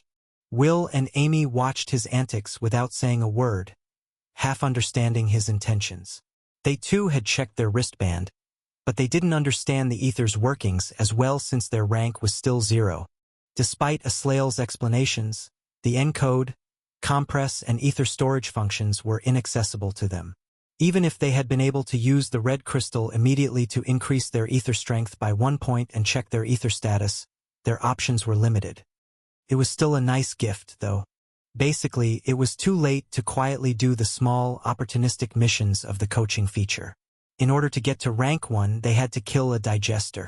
Amy couldn't take it anymore and ended up asking the question, ahead of Will, who was not far from cracking either. The bracelet gives you the effect of what you're tasting. Jake simply replied, before identifying a new white grass, covered with red cloudy patches. Bad luck. The grass was edible, but infected, leaving a carrion taste in his mouth. At first, they kept a lost expression. Then, after a while, the illumination took place and they started to collect and taste plants in their turn. Unfortunately, because of Amy's purse and Will's work case, they had nothing to store their finding and they were soon overloaded. After 2 long hours of harvesting, the sun had long since passed its zenith and the foliage in the heart of the forest was thicker than ever, clearly diminishing the luminosity. Jake wondered how there could be suns orbiting B842. Were the stars being absorbed at the same time to form a few huge stars, or were there other secrets behind this phenomenon? He didn't have time to meditate on this question any further because at that very moment a shrill whimper brought him out of his torpor. Recognizing this sinister war shriek, he adopted the posture of a soldier on the lookout. Slowly he laid down his pack, pulled out his machete and his semi-automatic, before crouching down silently. Will and Amy didn't dare make a sound either, knowing that a tiny mistake on their part would send them to the cemetery. In their previous group, nearly half of them had been murdered by one of these creatures. As for Crunch, who until now had been peacefully chewing on some alien catnip, he waddled at full speed to his master in search of a safe position. For a former alley cat, and with the help of his oracle, he had developed good self-preservation instincts. Focusing his attention on the noise, Jake cautiously observed the translucent monster coming out of the bushes. This digester was about a head smaller than he was and much less threatening and muscular than the one he had faced. The creature was on all fours rather than standing, although its morphology indicated that it could surely use bipedalism. The chitin on its lower legs was paler and less robust. The metal ends of its arms did not change shape incessantly, now resembling two scythes, and the white glow in its eye was less sustained. To top it all off, it looked more stupid, displaying the rich expression of a sea anemone. Taking no chances, Jake calmly aimed at the creature's eye and fired. The bullet passed easily through the eye of the creature, piercing half of its skull in the process. The digester fell dead into the ferns and a small flash of ether appeared above the remains. Surprised by this easy victory, he burst out laughing, which shocked his two companions, who had not seen him express any emotion since they had met him. But there, without a doubt, there was joy on his face, and they understood that emotion. After all, this same creature had slaughtered half of their previous group, and watching as Jake got rid of it, it looked so weak. Jake then proceeded to compress and absorb the ether, and not directly this time. After absorption, his ether storage was back up to plus 1.6 points. His authority experience gauge was now around 6,800/10,000, 1,600 more than before. The correlation between ether gains and experience was obvious. He decided to keep his ether in order to increase his possibilities. If he invested his ether points in strength whenever he could, he felt that he would sooner or later pay the price for this imbalance. Even if strength ether was encoded so that the power was usable, that is, without harming himself, it did not mean that it could supplant constitution ether. For example, even a normal human could strike with all his might into a lead wall, but he would surely injure his hand. Similarly, if he became strong enough to leap 20 meters high, the landing would probably be fatal. Amy and Will were torn between relief and jealousy. They watched the process without saying a word, but there was a certain envy on their faces. Too bad they weren't capable of accomplishing such a feat. Resuming their progression, the shrill cackling became more frequent and more insistent. They were heading towards what appeared to be a nest, but clearly Jake had no intention of turning back, much to Amy and Will's chagrin. It wasn't that he didn't want to. The problem was that no path was safer according to his oracle device. Since their arrival on B842, the oracle was not foolproof anymore because it couldn't predict the digester's movements. However, this was without relying on the oracle's ingenuity. Each living being equipped with an oracle represented as many different eyes for the system. Jake didn't know it, but the trees and shrubs all carried an oracle device on B842. While not perfect, it made the prediction function pretty much workable. After a few minutes, what they feared happened. 3 digesters identical to the one who had just died surrounded them, coming out of nowhere out of the tall grass. They loved tall grass and ferns, Jake realized. Everything he had encountered so far had ambushed him as he stepped out of one of those grasses. It was probably to protect them from other, more threatening predators, or it was a hunting method they were fond of. Shooting the one near Amy and Will with a bullet in the skull, he monopolized the attention of the other 2 by rushing towards them, machete in hand. The targeted digester straightened up on his hind legs, suddenly becoming as tall as Jake, and then shot his 2 scythes, which served as arms on him, in a manner similar to a rabid gorilla pounding the ground. Far from being agitated, Jake spotted a gap in the monster's guard and cut off one of the arms with a satisfied look, before suddenly diving down to avoid the scythe of the second monster, which had joined them. The pain of having his arm ripped off made the injured digester scream, hurting the eardrums of all three humans. How was I supposed to know they were that pissed off when you didn't finish them off on the first try? Jake cursed, clenching his teeth because of the pain in his ears. Determined to silence the creature once and for all, he spun around, then charged and jumped, decapitating the monster with an almost invisible movement of his machete. The digester's head fell to the ground, a stream of silvery blood spurting from the monster's neck. The second monster uttered a shrill cry of rage, but it was too late. Using the monster's carcass to conceal himself, Jake impaled the creature with his weapon, wounding it mortally. He then chopped off its head in turn. Seeing the three dead bodies on the ground, Jake mentally noted that the fight had been much harder than expected. He was risking his life here. He couldn't afford to underestimate the creatures of this world. He also realized that absorbing the ether from a digester LVL-2 directly had indeed affected his personality. When they confronted these digesters, he was deadly calm from beginning to end. To be quite honest, he had enjoyed it. Anyway, if the side effects were limited to that, it was almost a good thing considering that fear and indecision had no place here. He just had to be careful with those symptoms. Jake then absorbed the ether for a total of 4,600 experience points and 4.6 ether points, raising his oracle grade to rank 2 and his ether storage to plus 6.2. Authority level: Private, rank 2, 0/100,000. No new features appeared to have been unlocked, but he would have to ask Shi for more details when the situation was calmer. The military rank was intriguing, but private was still a ridiculously low grade in every culture he knew. In any case, for more promotions and he'd have his diplomatic immunity for good. He felt more confident now to face a digester LVL-2 like the one he had faced when he arrived on B842. 6 ether points could be converted into 6 strength ether or 3 agility ether points. In both cases, his combat prowess would be propelled to the next stage. This time Amy and Will's jealousy was physically palpable, but he ignored them. He had already told them he wouldn't help them. However, he was not unfair either.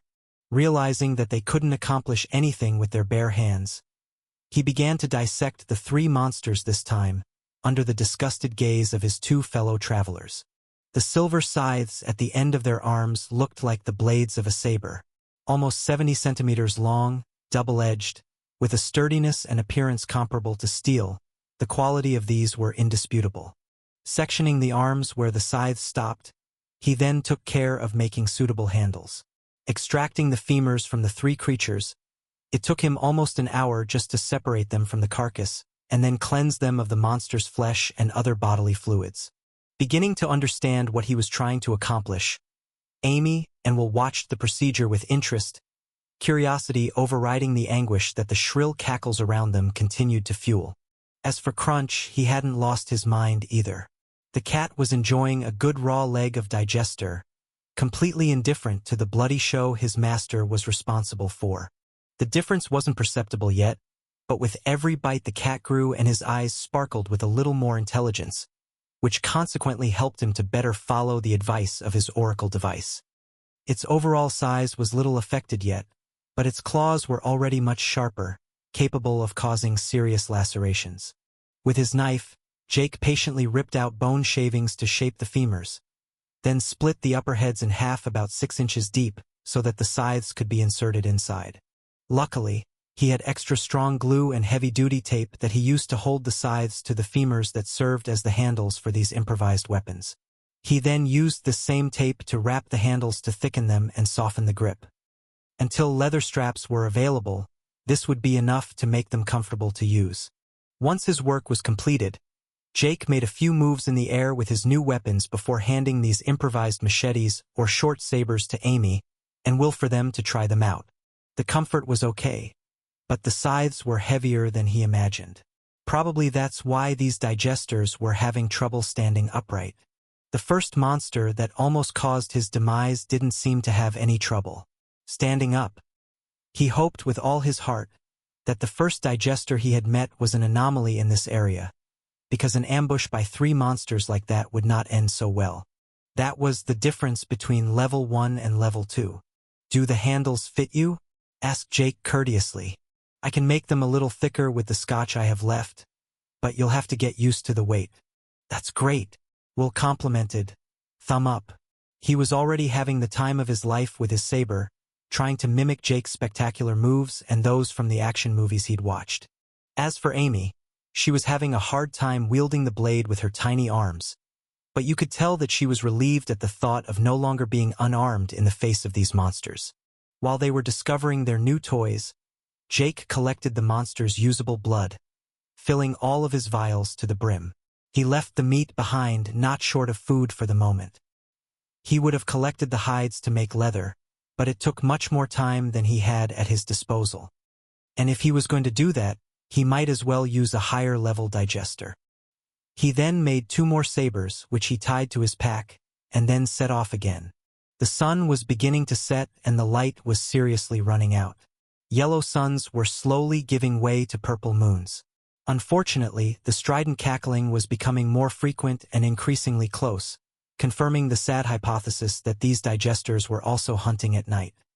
They would not be able to rest until they left this forest or found an adequate shelter. But just as they were about to experience an infernal night, another group of humans led by a playboy were enduring another kind of hell, which would lead them to make a desperate decision. Hey Kyle, are you sure we're on the right track? The blonde named Sarah asked, anxiously sweeping the ferns around. Of course I am. The playboy confirmed in a sarcastic tone. You see that track by that rock over there? There should be the rest of one of my cartridges from when I shot the monster. The child who had dropped his mother's hand gambled near the rock and actually found the cartridge after a few minutes of searching. I have it, he exclaimed, proud of his finding. Come back here, Tim, his mother shouted in a tired voice. She was the oldest in the group and all that walking had exhausted her, not to mention the fact that she had a child to protect. Thanks, kid. Kyle congratulated him awkwardly, exasperated deep inside. Unfortunately, an empty shell doesn't make a bullet. You can dump it back where you found it. But at least we have confirmation that we're on the right track. If I'm not mistaken, we should be able to find the mall where we appeared at the end of this wood. I'm sorry I doubted you. Sarah apologized in a not-so-sorry tone. Haha, don't worry. Everyone's a bit on edge here. Not without reason. One of his groupies mumbled. True. The group progressed silently, no longer daring to doubt the playboy's sense of orientation. Indeed, after a quarter of an hour, they left the wood in question, arriving in a sort of clearing, including a portion of the mall in which they had been when they were transported on B-842. Nevertheless, the building remained voluminous, with a size approaching that of a football stadium, comprising 6 floors, the first of which included a hypermarket selling all sorts of foodstuffs and utilities. Jackpot! Kyle congratulated himself when he saw the rest of the mall. Most of the hypermarket had been preserved, which meant they wouldn't run out of food for a long time. This made an ideal base, giving them time to find other survivors and find a way to harvest ether easily. Once in front of the building, the group cautiously went through the automatic door, which was still working, probably thanks to a backup generator. As a result, even the fresh and frozen food had hope of remaining consumable for a while, until the generator also ran out of battery power. Enchanted, they rushed to the sections of their choice, picking the food they longed for right off the shelves. The child's laughter echoed through the store as he happily ate pastries behind the empty bakery, while his mother reminded him to chew enough before swallowing, with a slight smile on her lips. The young women in the group went to the sanitary department instead, raiding the intimate hygiene shelves, aware that such an opportunity would not arise again anytime soon. The 3 cowardly-looking men, who until now had been rather discreet, took the opportunity to go to a sports shop to exchange their shorts and flip-flops for more off-road clothing. The playboy, inspired by them, did exactly the same thing, getting rid of his jeans and suede shoes in exchange for comfortable jogging shoes and sneakers. It was no longer time to show off. Soon the whole group had exchanged their summer clothes for more suitable ones. They then began to visit all the shops one by one, the majority of which were of no use in ensuring their survival in this post-apocalyptic world. A few hours earlier, they would have been delighted to be able to freely use the latest computers and smartphones, But now these objects were less valuable than a bottle of fresh water. Taking the escalator to the second floor, the group dispersed again to explore the building. Outside, the suns had begun to descend and the light was gradually fading. However, with the neon lights in the mall and the lack of windows, the group of humans did not notice the change. The exploration of the second floor went smoothly, as did that of the third floor, and with the exception of a toy store, which amazed the child, and many clothing boutiques, they did not find anything significant. On the fourth floor, they shouted with joy, discovering a large furniture sign. There were fitted kitchens, exhibition bathrooms, but above all bedrooms and beds, solving the question of where they would sleep that night. Unfortunately, it was at this very moment that the situation took a sudden turn, leading them straight to hell. As the group dispersed again inside the shop, looking for the bed in which they would sleep, shrill clattering sounded. Next to them. A few seconds later, a scream of suffering shattered their calm, instantly transforming their ephemeral euphoria into icy terror. The playboy jumped out of bed as if he'd been lying on a thumbtack, then shakily drew his Colt out, before racing off outside the store. He wasn't the only one with the same idea. His groupies were on his heels. Even the mother and child had reacted on the spot and followed them closely. As they approached the escalator to hurtle down the stairs, a translucent creature blocked their path, pouncing on them scythes in front. Kyle managed to dive in time, but one of the young women wasn't so lucky and was literally eviscerated before their eyes, her screams of agony provoking horrified retches from the survivors. Jenny, another young woman, sobbed when she saw her friend being mauled, but Sarah grabbed her by the arm firmly, pulling her towards the escalator. "It's over. There's nothing more you can do for her," she cried out without showing any mercy. Nothing was more important to her than her own life. Dragging her friend, they set off again, along with the playboy, the mother, and the child. When they reached the ground floor, they heard another scream of suffering, this time male, and then nothing. None of the three men in their 40s had escaped the monsters. At least they thought they had. For as they were about to escape through the automatic entrance door, they heard hurried footsteps. Then "Wait for me. Don't let me rot here." A balding man, no longer of prime youth, cried out with a gasping voice. He was one of the three men they thought were dead. By some miracle, he had managed to escape from the digesters, taking advantage of the fact that the monsters were munching his friends to take the escalator behind them. However, the shrill cackles resounded again, and it was the trigger that reminded them that they didn't really have time to dither. The digesters were eating rather quickly and were not satisfied with their meager meal. The group ran without turning around until they lost their breath. After what seemed like an endless time, when the shrill cackles were long gone, they stopped, overcome by fatigue and lack of oxygen. The adrenaline was fading and the aftermath of their Olympic-style cavalcade was already beginning to be felt. They would be in horrible pain within a few hours. When they caught their breath, Kyle looked at the rest of the group. There were only 7 of them left. They had lost 3 people in the attack.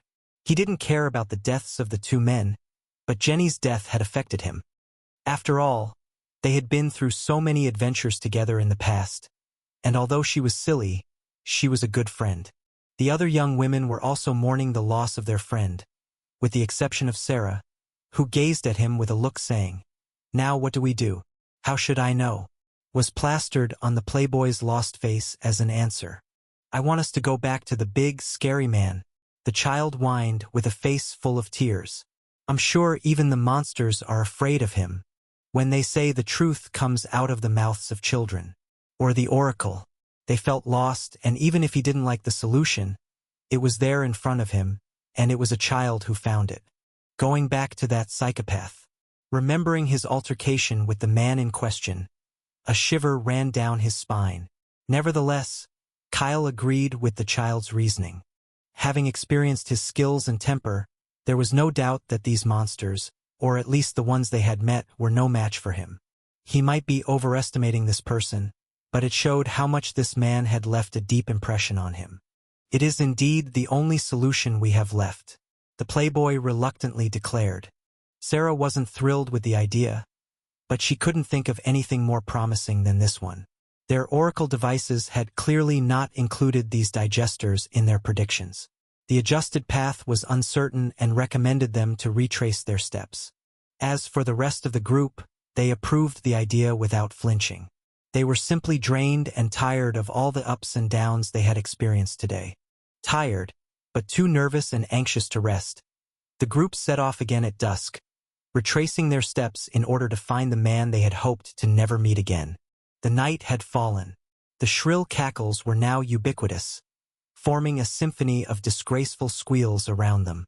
Jake had kept his trusty machete and semi-automatic pistol in his hands, while Amy and Will clutched the guard of their improvised sabers with all their might. They knew that Jake couldn't fully protect them this time and that they would have to defend their lives on their own. Fortunately, their new weapons were a game-changer and they no longer felt so helpless against these creatures. "Stay close to me," Jake ordered as he began to run. Amy and Will managed to follow him somehow, despite their fatigue, fear giving them wings. Crunch, however, with his short legs, was panting, his tongue hanging out. Reportedly, cats sleep more than 20 hours a day. Even if the black tomcat had been able to enjoy a short nap during a Slail's speech, he was active since then. After a moment, they left the ferns and trees to reach a completely uncovered plain. There the grass was not so high and they had a clear view. The reverberation of the purple moons offered a satisfactory brightness, bathing the plain in a bloody glow. Jake refrained from wondering about why there were so many moons and their so abnormal color, his attention already monopolized by the group of digesters on their footsteps. Armed and prepared, the trio waited patiently for the monsters to leave the forest to hunt them. Even Crunch had his claws out. At first, the shrill cackling became louder and louder. Then suddenly it was silence. At that very moment, 14 creatures nonchalantly emerged from the woods, their muffled footsteps reflecting their wariness. They had seen the corpses of their fellow monsters. More than the number, what warned Jake was the 2 huge silver monsters following them. They were as big, if not bigger, than the first one he had encountered. The silver blood had almost healed his ribs, and he was not afraid to face them again. Unfortunately, there were not just 1 but 2, not counting the 14 other digesters that preceded them. It would be a tough battle. What do we do?" Amy asked, stuttering as panic gradually took hold of her. "What we've done so far. We kill them, or die trying," Jake replied coldly. Even if he had to go down, he would at least make them pay dearly. Hearing these words, Amy grew even paler if that were possible, but at least she stopped shaking. She had accepted the situation and what she had to do. Fight and survive to laugh about it. Will was no different. Jake's words resonated in his mind, awakening a fighting instinct he didn't think he had. Putting his glasses back on in his trademark gesture, he warned himself, focusing his attention on one of the monsters. After a short moment when silence reigned supreme on the plain, a long, shrill, cackling sound was heard and the peace was broken. Jake, who had originally planned to keep his ether, decided he could not afford to be thrifty. He immediately invested his 6 ether points to increase his ether agility by 3 points, bringing it to 16.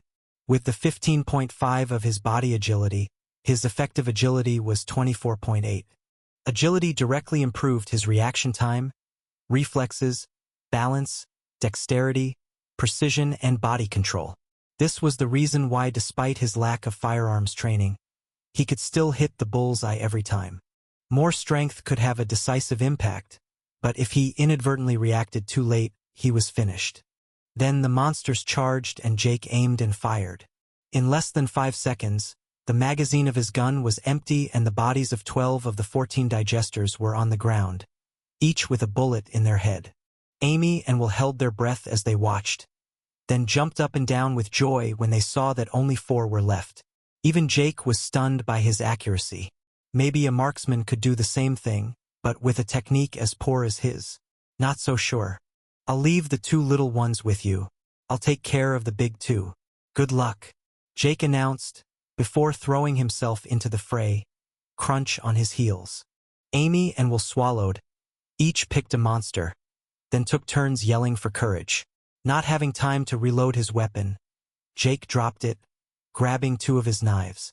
They knew that these digesters were much tougher than the others and that unless they aimed at their eyes, it would be very difficult to seriously hurt them. He waited until he was less than 5 meters away before throwing his projectiles. One of them hit the target and pierced the eye of one of the monsters. However, the second one turned its metal arms into a circular shield, thwarting the projectile aimed at it. Ignoring the blind digester, Jake took advantage of the fact that the other creature couldn't see him behind his shields to strike with all his might with his machete at its lower abdomen. The monster didn't react in time and his stroke hit its target. However, his joy was short-lived, as the creature was more resistant than he imagined. From a slash to the waist that would have easily sliced a normal human being in half, only a thin gash marked the digester's leathery skin. The silvery blood of the creature barely spilled, showing no sign of weakening. Changing tactics, Jake immediately opted for a wear and tear tactic, psychologically prepared for a long fight. Crunch did the same, lacerating the back legs of the blind digester nonstop, which roared with frustration and pain in response. Meanwhile, Will and Amy faced their respective monsters. Amy was struggling against a paralyzing terror, but every time the monster's blades approached her head, she remembered that she didn't want to die and found the will to move again. As she retreated backwards, avoiding the creature's attacks, she eventually reached a creek, which caused her to lose her balance. The contact with the water and the moss caught her off guard. Before she had time to realize what was happening to her, the digester was on her, its scythes a few centimeters away from splitting her skull. Miraculously, Providence gave her a chance, a unique chance. The monster slipped on the same moss-covered stone that had caused her to fall, and slumped into the stream, splashing the young woman from head to toe. Realizing that such an opportunity would probably never come again, Amy hastily picked up her saber and brought it down on the monster's neck. Unfortunately, she wasn't strong enough to decapitate the monster's head at the first blow, but it was enough to sever part of the monster's spinal cord, which lost all ability to move.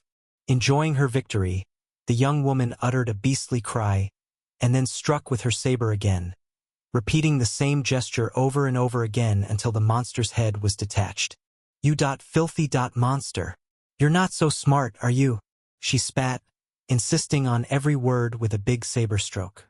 After a while, when the digester looked like a bloody mush, she dropped her weapon, realizing the butchery she had perpetrated. At that precise moment, she burst into tears, before throwing herself into the stream, rubbing with water the dried blood of the monster that covered her to the point of tearing her skin. Then after a few minutes, she stopped struggling. She came out of the water and lay down in the grass, emptied of all emotion. She had accepted that it was the monster or her. All she had done was defend her life. She had nothing to blame herself for. When she realized this, she laughed. It was a laugh of pure happiness. A heartwarming laugh. The laughter of a beggar falling on a gold ingot. The laughter of a drowning girl breathing a breath of fresh air.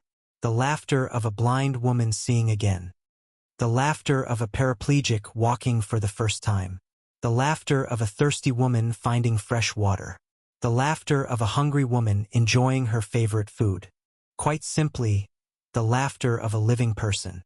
Will, on the other hand, showed a composure that surprised even him.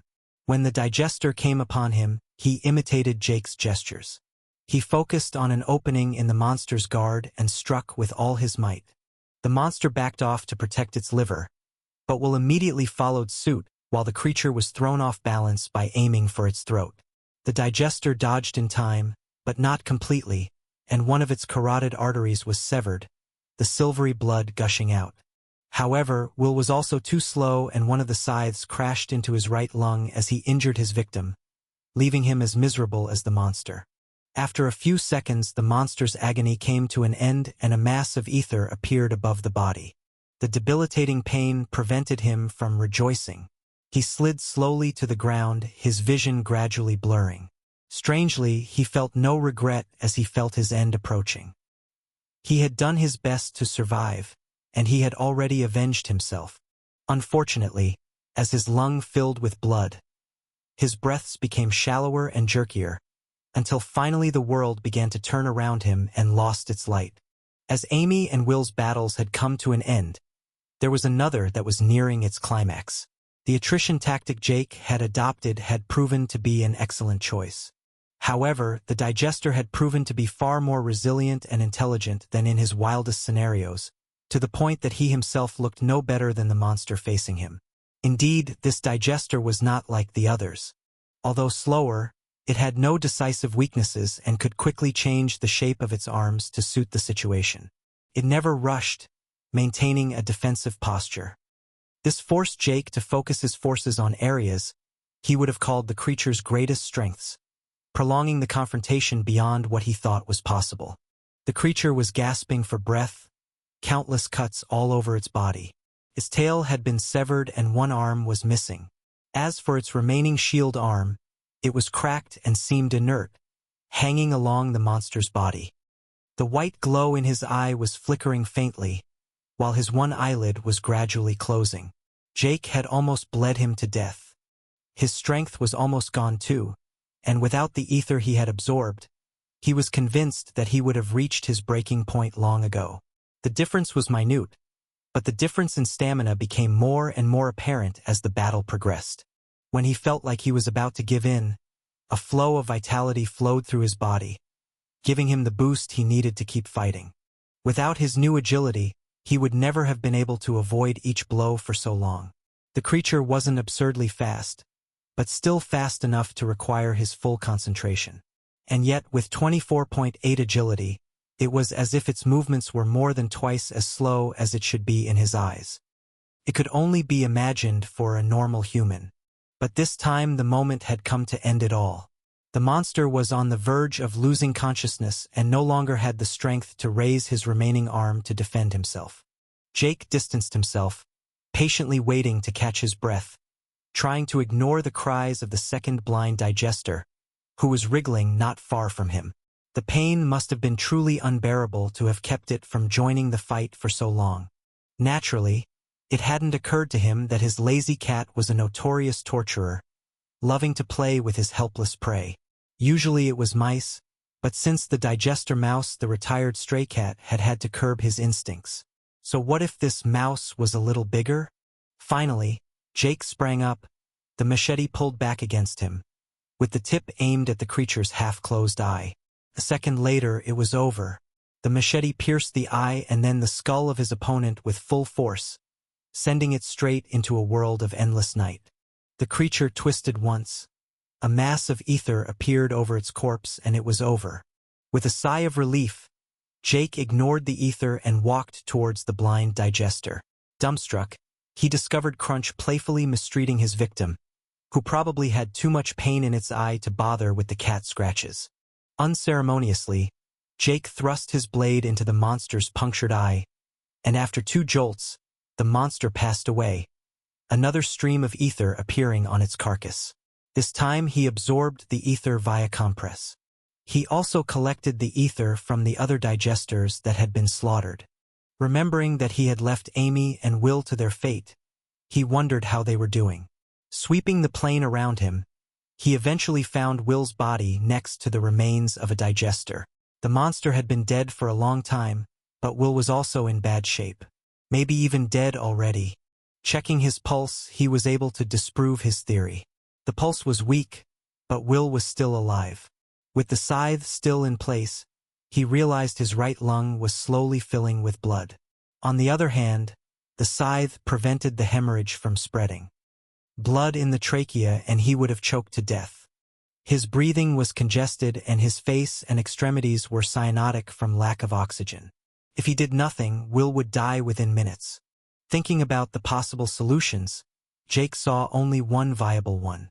Digging through his pack, he took out his first aid kit, as well as several vials of blood from the first digester he'd encountered, which was probably far more effective than the blood from the smaller ones. He forced Will to drink the contents of the vials before promptly removing the scythe belonging to the monster's arm.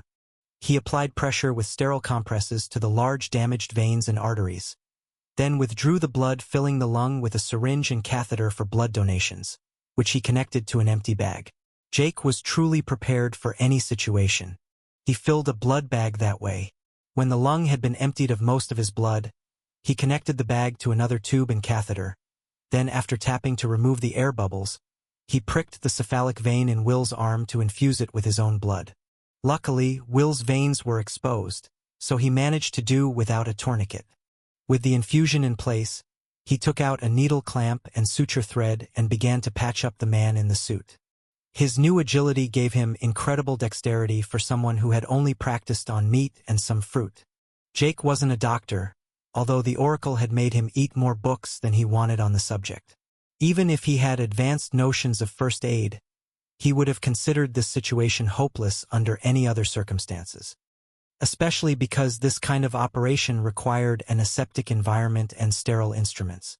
However, with the blood of the digesters, he was able to maintain his optimism. The boost in vitality and constitution multiplied the chances of survival. A few minutes after ingesting the silvery blood, Will had already lost his cyanotic complexion and his breathing was gradually regaining amplitude. One of his lungs was still functional, so as long as the bleeding from the punctured lung was stopped, he had a good chance of recovering. In a healthy person, the blood coagulated in 4 to 8 minutes on a small notch. Heavier injuries like these naturally took longer. But with the stats boost and biodegradable sutures, Will's condition eventually stabilized. It would take him several days to recover, even if he consumed the blood of these monsters. Maybe he'd have sequelae, but at least he was out of the woods. This new world offered 1,001 ways to die, but it also gave them the means to survive. A ruthless but fair world. The ether in B-842's atmosphere was also almost twice as concentrated as on Earth. It would take days or even weeks for their ether stats to change significantly, but the little ether absorbed had greatly improved Will's vitality. When Jake thought of all his actions devoid of indecision, he couldn't help but think how mysterious the Oracle paths were. He had followed them without flinching to increase his chances of survival, cramming everything he was told to learn. Even when he was treating Will a few minutes earlier, he was instinctively mimicking his shadow guide. The irony was that only a few months later he was applying all that survival knowledge, but to save someone else's life. Aside from bandaging his wounds after his morning fight, he had survived that night's battle completely unscathed. With Will's survival assured, he went back to his pack and set out to find Amy. He found her several hundred meters away, lying in the grass near a stream, asleep.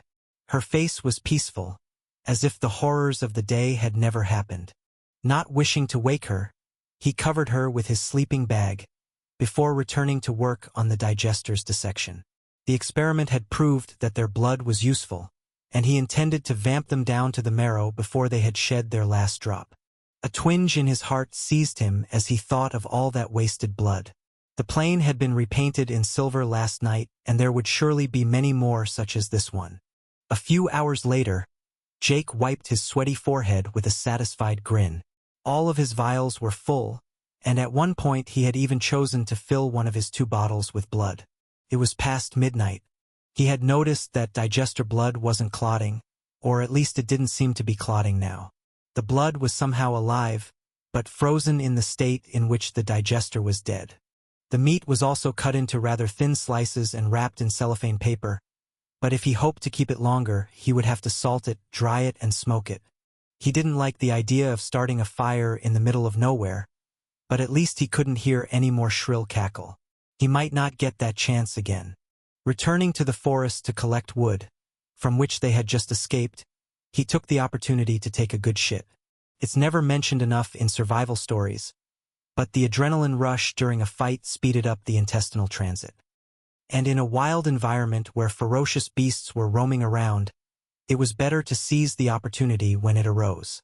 Jake came back a few moments later, near the abandoned meat, took a look at Will and Amy to make sure everything was all right, and then got to work. A quarter of an hour later, a vigorous fire lit up and warmed the plain. Using longer branches and string, he made a spit, or rather a hanger, which he used to suspend the slices of silver meat, which he did not forget to salt generously beforehand. The taste probably wouldn't be great, but at least he wouldn't have to worry about starving to death in the days to come. When he had smoked and dried enough meat, He dismantled and reassembled his spit to bring it closer to the fire and started roasting the rest of the meat. As far as seasoning was concerned, he had found several rosemary bushes on the way, which he had cheerfully plucked. There was no way of knowing if this rosemary came from the earth, but it looked, tasted and smelled just the same. Taking a frying pan out of his pack, he then tried to stir-fry the strange pink potato-like tubers he had discovered earlier. Half an hour later, the meal was ready. The meat turned out to be better than anything he had ever eaten before, and for an upstart like him who had been buying only the highest quality for 3 months, this was no small compliment. He even wondered how such delicious meat could belong to such a monstrous and repulsive creature. In the end, he concluded that nature had its own justice. In addition to being delicious, he felt his tiredness fade and his vigor grow as his stomach filled up. The sautéed pink potatoes were also excellent, tasting like the sweet potatoes of the earth. They also gave him a strange energy that made him feel more alert, more awake. Curious, he consulted his status with the help of the bracelet, and the result baffled him. His ether vitality and intelligence were both significantly boosted. His vitality had doubled, while his intelligence had gained 1 point. These bonuses seemed to be temporary, but their effects on metabolism and alertness far exceeded those of coffee. By the way, blood tripled ether vitality for several hours, if consumed immediately after the digester's death. This morning's digester's blood only doubled it. The effect seemed to diminish with time. If he drank it regularly, he had a combined vitality between 76.4 and 51, which explained the rapid healing of his ribs and cuts, combined with his constitution. As for the nutritional values, strictly speaking, even the most advanced GMO strains, early 22nd century, not 21st century, could not claim this result. The saying, "You are what you eat," also applied to the rules of this world. Anything that had been permeated or born of ether probably had the same energizing effects. The only surprising thing was that he had already tasted these potatoes when he first discovered them, and the effects didn't seem so incredible. Maybe the cooking had something to do with it? Or the amount ingested. It gave his cooking skill a new perspective. He'd long wondered why areas like informatics, which he considered himself professionally qualified in, were only entitled to the proverbial "you're not a novice anymore." Aside from trivial skills that you could do/not do, which capped out at 50 points, anything below that was considered novice proficiency. Jake was now really curious to taste a dish prepared by a master, as judged by the Oracle system. Now that he finally had a moment's respite to settle down, he took the opportunity to check the latest system notifications. After the previous battle, his authority level had been promoted to rank 2, 23,600/100,000, with the grade of private.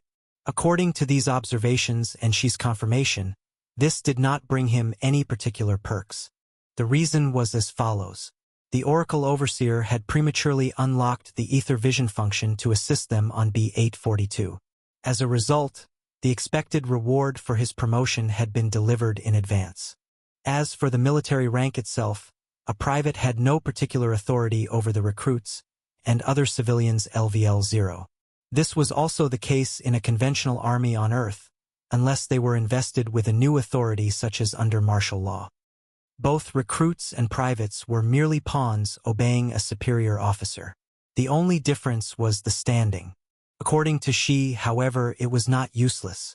It conferred certain advantages, especially during ordeals. Some taxes were also cheaper, including entry into the Oracle shelters. As for his ether storage, the harvest had been good. He had slaughtered 12 digesters LVL-1 close to LVL-2. While the 2 big ones that closed the march were near LVL-3. Since the experience for raising the Oracle rank and the amount of ether of the digesters killed were correlated, he had therefore 23.6 more ether points, or 23.8 all in all. Confronting an entire pack of digesters made him realize that it was too risky to keep his ether to increase his intelligence or perception. Besides, it was also risky to use it for no reason. For example, if he came across a huge group of digesters that he couldn't defeat, great strength/speed wouldn't help him escape if those monsters were the tireless type. In such situations, increasing the constitution was the solution. More stamina, a tougher body, and a better tolerance to temperature and climate changes. Also, he would better withstand starvation and dehydration. The problem of vitality could be temporarily alleviated as long as he had some digester blood or meat at his disposal. In any case, despite the risks involved, Jake could not take this decision lightly. In the end, he opted to keep his ether again. If he got eaten before he could react, he probably would not have survived anyway with or without that ether. After his meal, Jake felt perfectly rested, even though he hadn't slept since his arrival on B842. The meat and pink potato were simply incredible. Crunch was also extremely vigorous after its own meal. His pet had actively contributed to his dissection session. The black cat, who he would have sworn was somewhat bigger, was now gnawing on a digester bone like a dog would have done. Yet Jake did not have the chance to meditate further on the matter because at that point Amy joined him around the campfire. She had large dark circles under her eyes, but her expression indicated that at that moment she was mostly hungry. The smell of the roasted meat must have woken her up and drawn her here. "Help yourself," Jake said, in his usual nonchalant tone. "What kind of meat is this?" Amy asked, giving a suspicious glance at the spit. "Meat. I'll have some if you don't mind," she finally replied, breaking the silence. "Please help yourself," Jake replied without loosening up one iota. Scrutinizing the roasted meat more closely, Amy's expression changed drastically. Scanning the corpses of the digesters, she noticed that one of them had been completely gutted and dismembered, and aside from the bones, there was not much left. Then noticing the dried and smoked meat in the cellophane, she understood where the roasted meat came from and displayed a sincere expression of repulsion. "What did you think? That I actually thought about bringing a roast beef when I was shipped here? I'm sorry to disappoint you. I didn't," he retorted dismissively. Realizing the stupidity of her behavior, Amy felt shame overwhelming her. Then pulling herself together, helped herself to the potatoes, which she placed on a disposable napkin that Jake had provided, and used the knife he lent her to carve herself a piece of meat. She stared at the meat for a long time before deciding to take the plunge. When the cut of meat landed on her tongue, her eyes suddenly popped out, and she began to eat voraciously. "How is it possible to be that good when that thing was so hideous?" Amy exclaimed after devouring half of her meatloaf. "I asked myself the same question. Those potatoes are delicious, too, and both meat and vegetables have miraculous effects on our bodies and ether. It's true that I feel extraordinarily well, as if my tiredness is going away. It's very likely. Your dark circles are coming off," Jake confirmed, staring at her attentively. "You know, that's not a very smart comment to make to a pretty young woman." Amy pouted. "But it's the truth. Not funny." They finished their meal in silence, Jake not hesitating to help himself to enjoy the unexpected effects of his dish again. When they were full, it was dawn and the suns replaced the moons. The oracle bracelet also gave the time, so he could tell that the nights were short, which was not to displease him. The dawn was already rising when it was only 4 o'clock in the morning. In the end, he hadn't slept, but he felt fine. Same with Amy. Next, he checked Will's condition and was able to validate the miraculous effectiveness of Digester's blood. Will's wound was almost healed, the scab peeling off at this spot, leaving a smooth pink skin like that of a newborn baby. Will was breathing peacefully and his skin had regained its color. In fact, he was asleep. While he thought it would take several days with the silvery blood for Will to fully heal, a few hours had been enough. The lung had probably not yet healed, and Will should probably moderate his ardor during the next few days. Nevertheless, if he drank digester blood regularly, who knows, he might be cured faster than expected. Believing they should be back on the road soon, Jake gently shook Will, trying to wake him up as quietly as possible. He had explained his condition to Amy, and behind his shoulder Amy glanced anxiously at the convalescent. His worries turned out to be unfounded. The businessman suddenly opened his eyes, and his gaze was sharp and alert. He seemed perfectly awake. He survived? Will asked no one in particular, with a dubious look on his face. "Yes, but it was close," Jake explained. "Next time, try not to get your lung impaled by one of those things." "Did you save me?" "You could say that. although the credit goes to the blood of those monsters and the ether in the atmosphere. At this point, you could almost call it a healing potion. Extra. I mean for being alive, not for drinking alien blood. Will justified himself, realizing that his enthusiasm was somewhat excessive for someone returning from beyond the grave. However, now that you're better, I'd like to get back on the road, Jake announced, breaking the brief complicity between the duo. There's food by the fire. Don't forget to soak up the ether from the digester you defeated, so you didn't almost die for nothing. You too, Amy. The two companions nodded with embarrassment, especially Amy, who hadn't really been hurt and had really forgotten to absorb her victim's ether. After defeating a digester, Amy and Will had finally been promoted to rank 1 recruits and could now absorb the ether as well. Jake reminded them of the absorption procedure and how to store it if they wanted to, and then let them experience what he said for themselves. He also explained the benefits and risks of absorbing ether directly. None of them took this step. A moment later, all the ether had been stored, and Will stared lovingly at the digester's roasted meat, which was kept at the right temperature by the embers of the dying fire. He too had never tasted anything so delicious. Jake explained again to him and Amy the effect of the dish on their bodies and ether before finally getting back on the road. They quickly crossed the plain to penetrate a new wood, this time of conifers, with less dense vegetation and little tall grass, which was not to displease them. This meant less risk of ambush by the digesters, but also less discretion in doing their business. Amy had walked several hundred meters to pee behind a tree for fear of being heard. So, if a digester attacked her, she would have been screwed. When the sun was high in the sky, they fell in the heart of the woods on a group of intact buildings surrounded by wooden enclosures. A farm. The main building must have been the residential part, but a barn, a stable and a henhouse could easily be distinguished from their position. As they approached, they saw other pens, and with undisguised astonishment. Animals. Many animals. The hens were clucking, the roosters were crowing, the sheep were bleating, the cows were bellowing, the rabbits were yelping. In all, several hundred animals squealing and struggling in their cages and pens, probably locked up since being teleported by the World Eater. Jake was debating the odds of spending the night on B-842 without any of these animals being devoured by digesters, despite the ruckus they were making.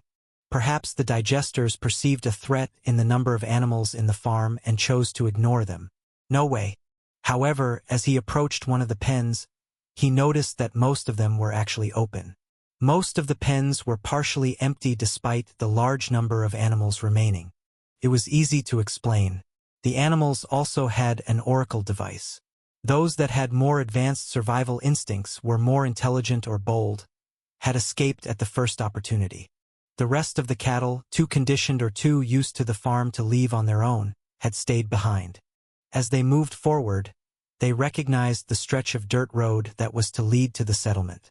It had been cut clean a few meters after it left the farm, and there should have been, according to Jake, many more animals and pens than that initially. He was sure of this because one of the buildings was missing half of its structure and the section was so clean that it was troubling. The animals, probably pigs, given the nature of the pen, had long ago vacated the premises, free from their prison. Unfortunately, perhaps it would have been better for them to have remained locked up, for on their way the group had neither seen nor heard a single pig. They could only hope for them to have gone in a different direction. Once in front of the most spacious building, Jake picked the lock of the residence, a large ivy-covered stone house. With the shutters open, they discovered a large, perfectly maintained living room. The parquet flooring was shiny. The furniture was modern and sober, contrary to what one might have expected from a farmhouse lost in the woods, and an imposing wall-mounted flat screen faced an equally imposing dark leather sofa. A fragrance of orange blossom gently attacked their nostrils, indicating that the housework had been done very recently. However, the house was empty. The only explanation the group could think of was that the residents were not at home when the farm was moved, or that they were in the other part of the farm. The last hypothesis, not insignificant, was that they had gone exploring and that the digesters had dealt with them, otherwise they would have come back to look after the animals. Besides, the racket coming from the pens was mainly due to the thirst and hunger of the animals, since, as they had noticed in passing, the watering and feeding troughs were empty. Considering the residents as dead or permanently missing, Jake undertook to rob the property of everything that could be useful to him during their journey. Will and Amy, see if you can find any backpacks or hiking gear. If you find anything handy in your size, don't get emotional, understand? Jake ordered in a serious tone. They made an indignant expression, but in the end they nodded and began to look for something that might be of practical use to them. After all, they had survived a hellish night, and they were well aware that without Jake's equipment, they would already be dead. On top of that, they felt more than a little guilty when they saw Jake carrying his huge package alone without asking them anything. Meanwhile, Jake went through the drawers one by one looking for strings and duct tape, the two resources he had almost run out of the day before and thought he might have to use again someday. Eventually he found the tape, but no traces of rope or string. He then went to the kitchen, where he sorted the food according to what could be preserved for a long time or not. Naturally, everything that ran on electricity was unusable and the fresh produce inside the refrigerator had already started to rot, especially meat and fish. Nevertheless, he found enough canned goods to enrich his variety of food, even though under normal circumstances he would have had to pay for it to accept eating canned cassoulet or sauerkraut. But the situation being what it was, he did not intend to be a picky eater. By the time Amy and Will returned, he had finished sorting the food and they had found a bag and clothes matching their size. Will had found a hiking backpack similar to Jake's, but of much lower quality, while he had swapped his suit for a pair of trellis pants, a black t-shirt, a large sweater, and a pair of waterproof farm boots. Bad luck for him, the shoes were in the missing part of the house. The mix wasn't quite right, and the clothes were a little too big for him, but at least he was comfortable and ready for adventure. As for Amy, she had also found a hiking backpack and a tent, indicating that the resident couple were avid campers and hikers. She had exchanged her jeans, deliberately torn by Jake, for a pair of jogging pants and was now wearing a fleece over her brown top. The outfit was a hair too big, but it did the job. They had also filled their new bags with a change of clothes. "This is much better." Jake congratulated them, giving them a rare smile. "Fill your bags with everything I've sorted on the table as much as you can carry, and we'll be on our way. Also check the bathrooms if you haven't already, for pharmaceuticals and body hygiene." "Already done." Amy proudly replied, "We've already taken everything that could be useful." As for the pharmacy, all they had was an empty box of paracetamol. When people say that people in the country are healthier than those in the city, I guess it's not a stretch. Too bad. But I suppose it would have been too good if they had a first aid kit or empty vials. Jake was complaining, but he still found small 50 cl bottles of water that he chose to use as a makeshift container for his next digester's bloodletting. Will and Amy's bags were fully loaded a few minutes later, and after a well-deserved snack, they felt it was time to leave. However, as they left the house and walked past the pens again, Jake met the starving gaze of a cow, and at that moment, a horrible but impossible to ignore idea popped into his mind. He suddenly stopped walking, lost in thought. "What's going on? What's going on?" Will asked, inquisitive by nature. Jake didn't answer right away, but after a moment's reflection his decision was made. "Have you thought about what's going to happen to these animals when we leave?" He questioned them, with the harshest expression they'd seen on his face since they'd been with him. I imagine they'll eventually starve to death or be eaten by a pack of monsters," Will suggested hesitantly. Amy remained silent, but you could tell that the idea had taken hold and she could see where he was going with it. Jake didn't miss anything of her mutism. "Exactly," he concurred gravely. "And why do the digesters want us dead? After all, you yourself said your group was nearly exterminated by those creatures. If they hunted us down out of hunger, one would have been enough." Will's expression suddenly changed. It could have been because Jake's words reminded him of a very bad memory, but more likely, he had just figured out what he was about to make them do. "They want our ether," murmured Amy, in a barely audible voice. "Unless they're hunting for sport, which I doubt, and we don't want to give it to them." Jake continued, "And for that, I see a simple solution that could make us much stronger. You're asking us to kill every animal on this farm. Tell me if I'm wrong," revealed Will, an alienating grimace on his face. Yes, I am. Yes, I was just joking with you? Will retorted with a slight hope. No, it's not a joke. Jake declared with the coldness of a death sentence. All animals must be slaughtered without exception. But why? Will begged, his apparent calm completely gone. You know why? Amy replied, strangely peaceful for once. I don't want to die, I don't want to live that fear again. To not live through a night like that again. I'm willing to slaughter all the livestock on this farm if I have to. As for you, without Jake you'd be dead. Amy's last words had the desired effect. Will's expression shifted from unease to enlightenment, and then acceptance. A minute later, he had regained his usual poise. I guess the only way to survive is to get your hands dirty. Will capitulated, this time with a certain sadness in his eyes, but no less resolute. In any case, it's an experiment that needs to be done. Jake made the call. Since the ether is an inherent part of our bodies and matter in general, the ether we see above a digester corpse is just the additional encoded ether. What do you mean by that? The density of ether in our bodies works as an amplifier or a coefficient if you prefer. 10 points equals a coefficient of 1. 20 points and our effective physical stats double. What do you think happens if our bodies run out of ether? For a moment, Amy and Will's eyes glazed over, lost in the void. A sign that they were mentally communicating with their oracle AIs. Oh, I see. Both matter and energy disappear without ether, since it is the ether that catalyzes their effects. So our bodies would disappear too. Will and Amy both concluded in unison. Exactly. No ether means a zero coefficient. The forces binding our molecules together would become zero, the nucleus of our atoms would dissolve in an instant, returning to mere energy. That's why, if these digesters don't disappear after we absorb their ether, it means that part of it cannot be stolen. What I assume is the so-called etheric signature that identifies the world we came from. To the Earthlings, that would be our 10 points. Then what's the point of killing those animals? Will interrupted him, puzzled. By your own deduction, it would be pointless, since they don't have any extra ether. Jake gave him a big, predatory smirk. Not necessarily. Aslael told us. Ether's density is higher on B842. We'll live longer because of that, even if we don't do anything. This does not appear in our ether status, since this ether is not related to our ether code, but we definitely feel its effects. Will, don't you think a little digester's blood could cure a lung puncture like yours overnight? That's right. I don't feel so bad. After all the walking this morning and the injury last night, Will admitted in good faith. So let's get to work. We'll start with the chickens and rabbits, then finish with the cattle. Planned Jake in the most inexpressive tone he felt he could muster. I'm proud of you. She complimented him, like a mother bird watching her chick leave the nest. You've learned your lesson well.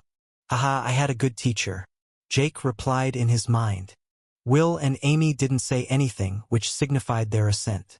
Then the trio went to the chicken coop, presenting the dreadful look of soldiers having to execute innocent prisoners of war. When they arrived in front of the small building, Jake motioned for them to wait outside a while. He pulled the sidebar lock and the door opened. As he entered, he felt like the wolf in the middle of the sheepfold.